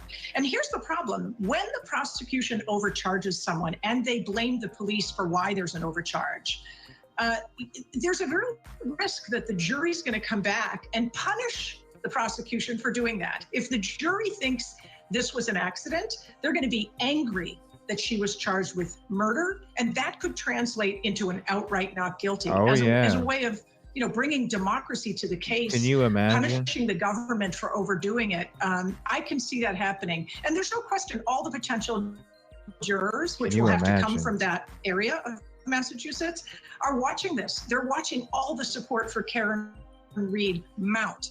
And this is a country where the climate around support for police is unfortunately not good. I don't support that. I think we need good cops. And it's really, unfortunate that that is tainting this case to some extent. But I would say this, the defense has the upper hand, not because people think Karen Read is innocent, but because they think she's being unjustly prosecuted. Kind of like Sacco and Vanzetti. Anyway, that's another story for another time. Wendy Murphy, great to see you. Thank you so much. Appreciate it as always. Oh crap. Oh crap. Oh crap. A word of warning. All right, there we go. All right, so this is this is what I wanted to share with you guys. Here's the link to and let me hit the like on that. This is the turtle. Thank you, Heavy Metal Rehab, for this. And let me get this out of the way. This is for the, I don't want to butcher it here, Turtle Boy Live channel. That's the link for the Karen Read versus the Commonwealth. Okay. And then here is Turtle Boy's channel. And I'll share that with you. So thank you for that, Heavy Metal Rehab. Okay. And I'm just going to check the breaking real quick. Like I said, we'll check that episode out on the next one, but definitely save it to your playlist and check it out and bring your thoughts, theories, and opinions of it when we watch it on the next episode. I'm going to check the breaking list just to see if there's anything that's came out here in the last hour. And then I'm going to go ahead and end the show. Throw some support over there in Dago's UFO there, his stream. And then I'm going to put some work in on this police simulator game for a little bit because I need to work towards those live call outs for the crime scene. I think that's going to be very interesting. So I'm definitely trying to get that knocked out. I'm just looking at the breaking real quick. I'm not really seeing anything. And we'll be talking about Long Island SK tonight. So after this episode's done, I'm going to set the notification for that. So be looking for that notification after this show's over. It'll just take me a few minutes. I'm not seeing anything. And sorry, YouTube chat is broke, so I can't read what your comments are while I'm doing this either. All right, I'm not seeing nothing in there. So yeah, definitely check out the Turtle Boy. We'll be checking it out on the next episode. Thank you so much, everybody. You rock. Shit. Thank you so much, everybody. Hopefully at some point this weekend, I'm going to try, I don't know, I got to do something because I got this forward camera now, but the background I have, I don't know, I was going to get this one green screen, but I'm kind of like, I don't know, I still want to look because the last thing I want to do but I need a really big one that has a stand, like a big one. So that's where I'm kind of like, man, I don't want to spend a bunch and then get some shit quality, you know? I've been burned on Amazon before, thinking something's going to be great quality, and then it ended up just being a waste. So I definitely don't want to do that. But I'm trying to think of something where I can go just quite a bit cheaper for the time being until I do find something, because I still want to give you guys the 3 freaking cameras, but I can't because the background just isn't it's just not a great background for the forward camera because there's nothing that, I don't know. But I'm going to try and get something done this weekend somehow with something. Maybe if I do something with this and this, I don't know, if I rearrange something. So you might at some point this weekend see a different kind of setup where I don't even know if I'll have that. I don't know. I got to figure it out. We'll see. Oh, you know what I might be able to do is, I already figured it out. Oh, yeah. Yeah, I already figured it out. Okay. Yes, I will be. I'm going to go throw some love at Dago for a little bit. I'm going to set up my stream for tonight, Long Island SK. Then I'm going to set up the live for the police game. And then I do need to put some work in the city. I do need to do some work. Thank you so much. I appreciate you guys' support. I do need to put in some work and I need to get to those crime scene live call outs. That way when Dago hops on next time, we can get right to it. So I'm gonna have to put in some work. So thank you so much, everybody. I appreciate you. Like I said, I'll be going to hang out in Dago's for a little bit while I get it all set up. Go hang out in Dago's, hit the like for him, show some love, and hang out for a few or whatever. And I'm gonna be putting in some work. So I'll see you guys in a little bit. Thank you so much. And to Phantasmic, I know you're taking off or you had to go. But I'm going to end this show with a little karaoke of a song that you mentioned, because I definitely feel you when it comes to how the style of the song describes my passion for the future. So thank you so much, and I appreciate you. See you in a little bit.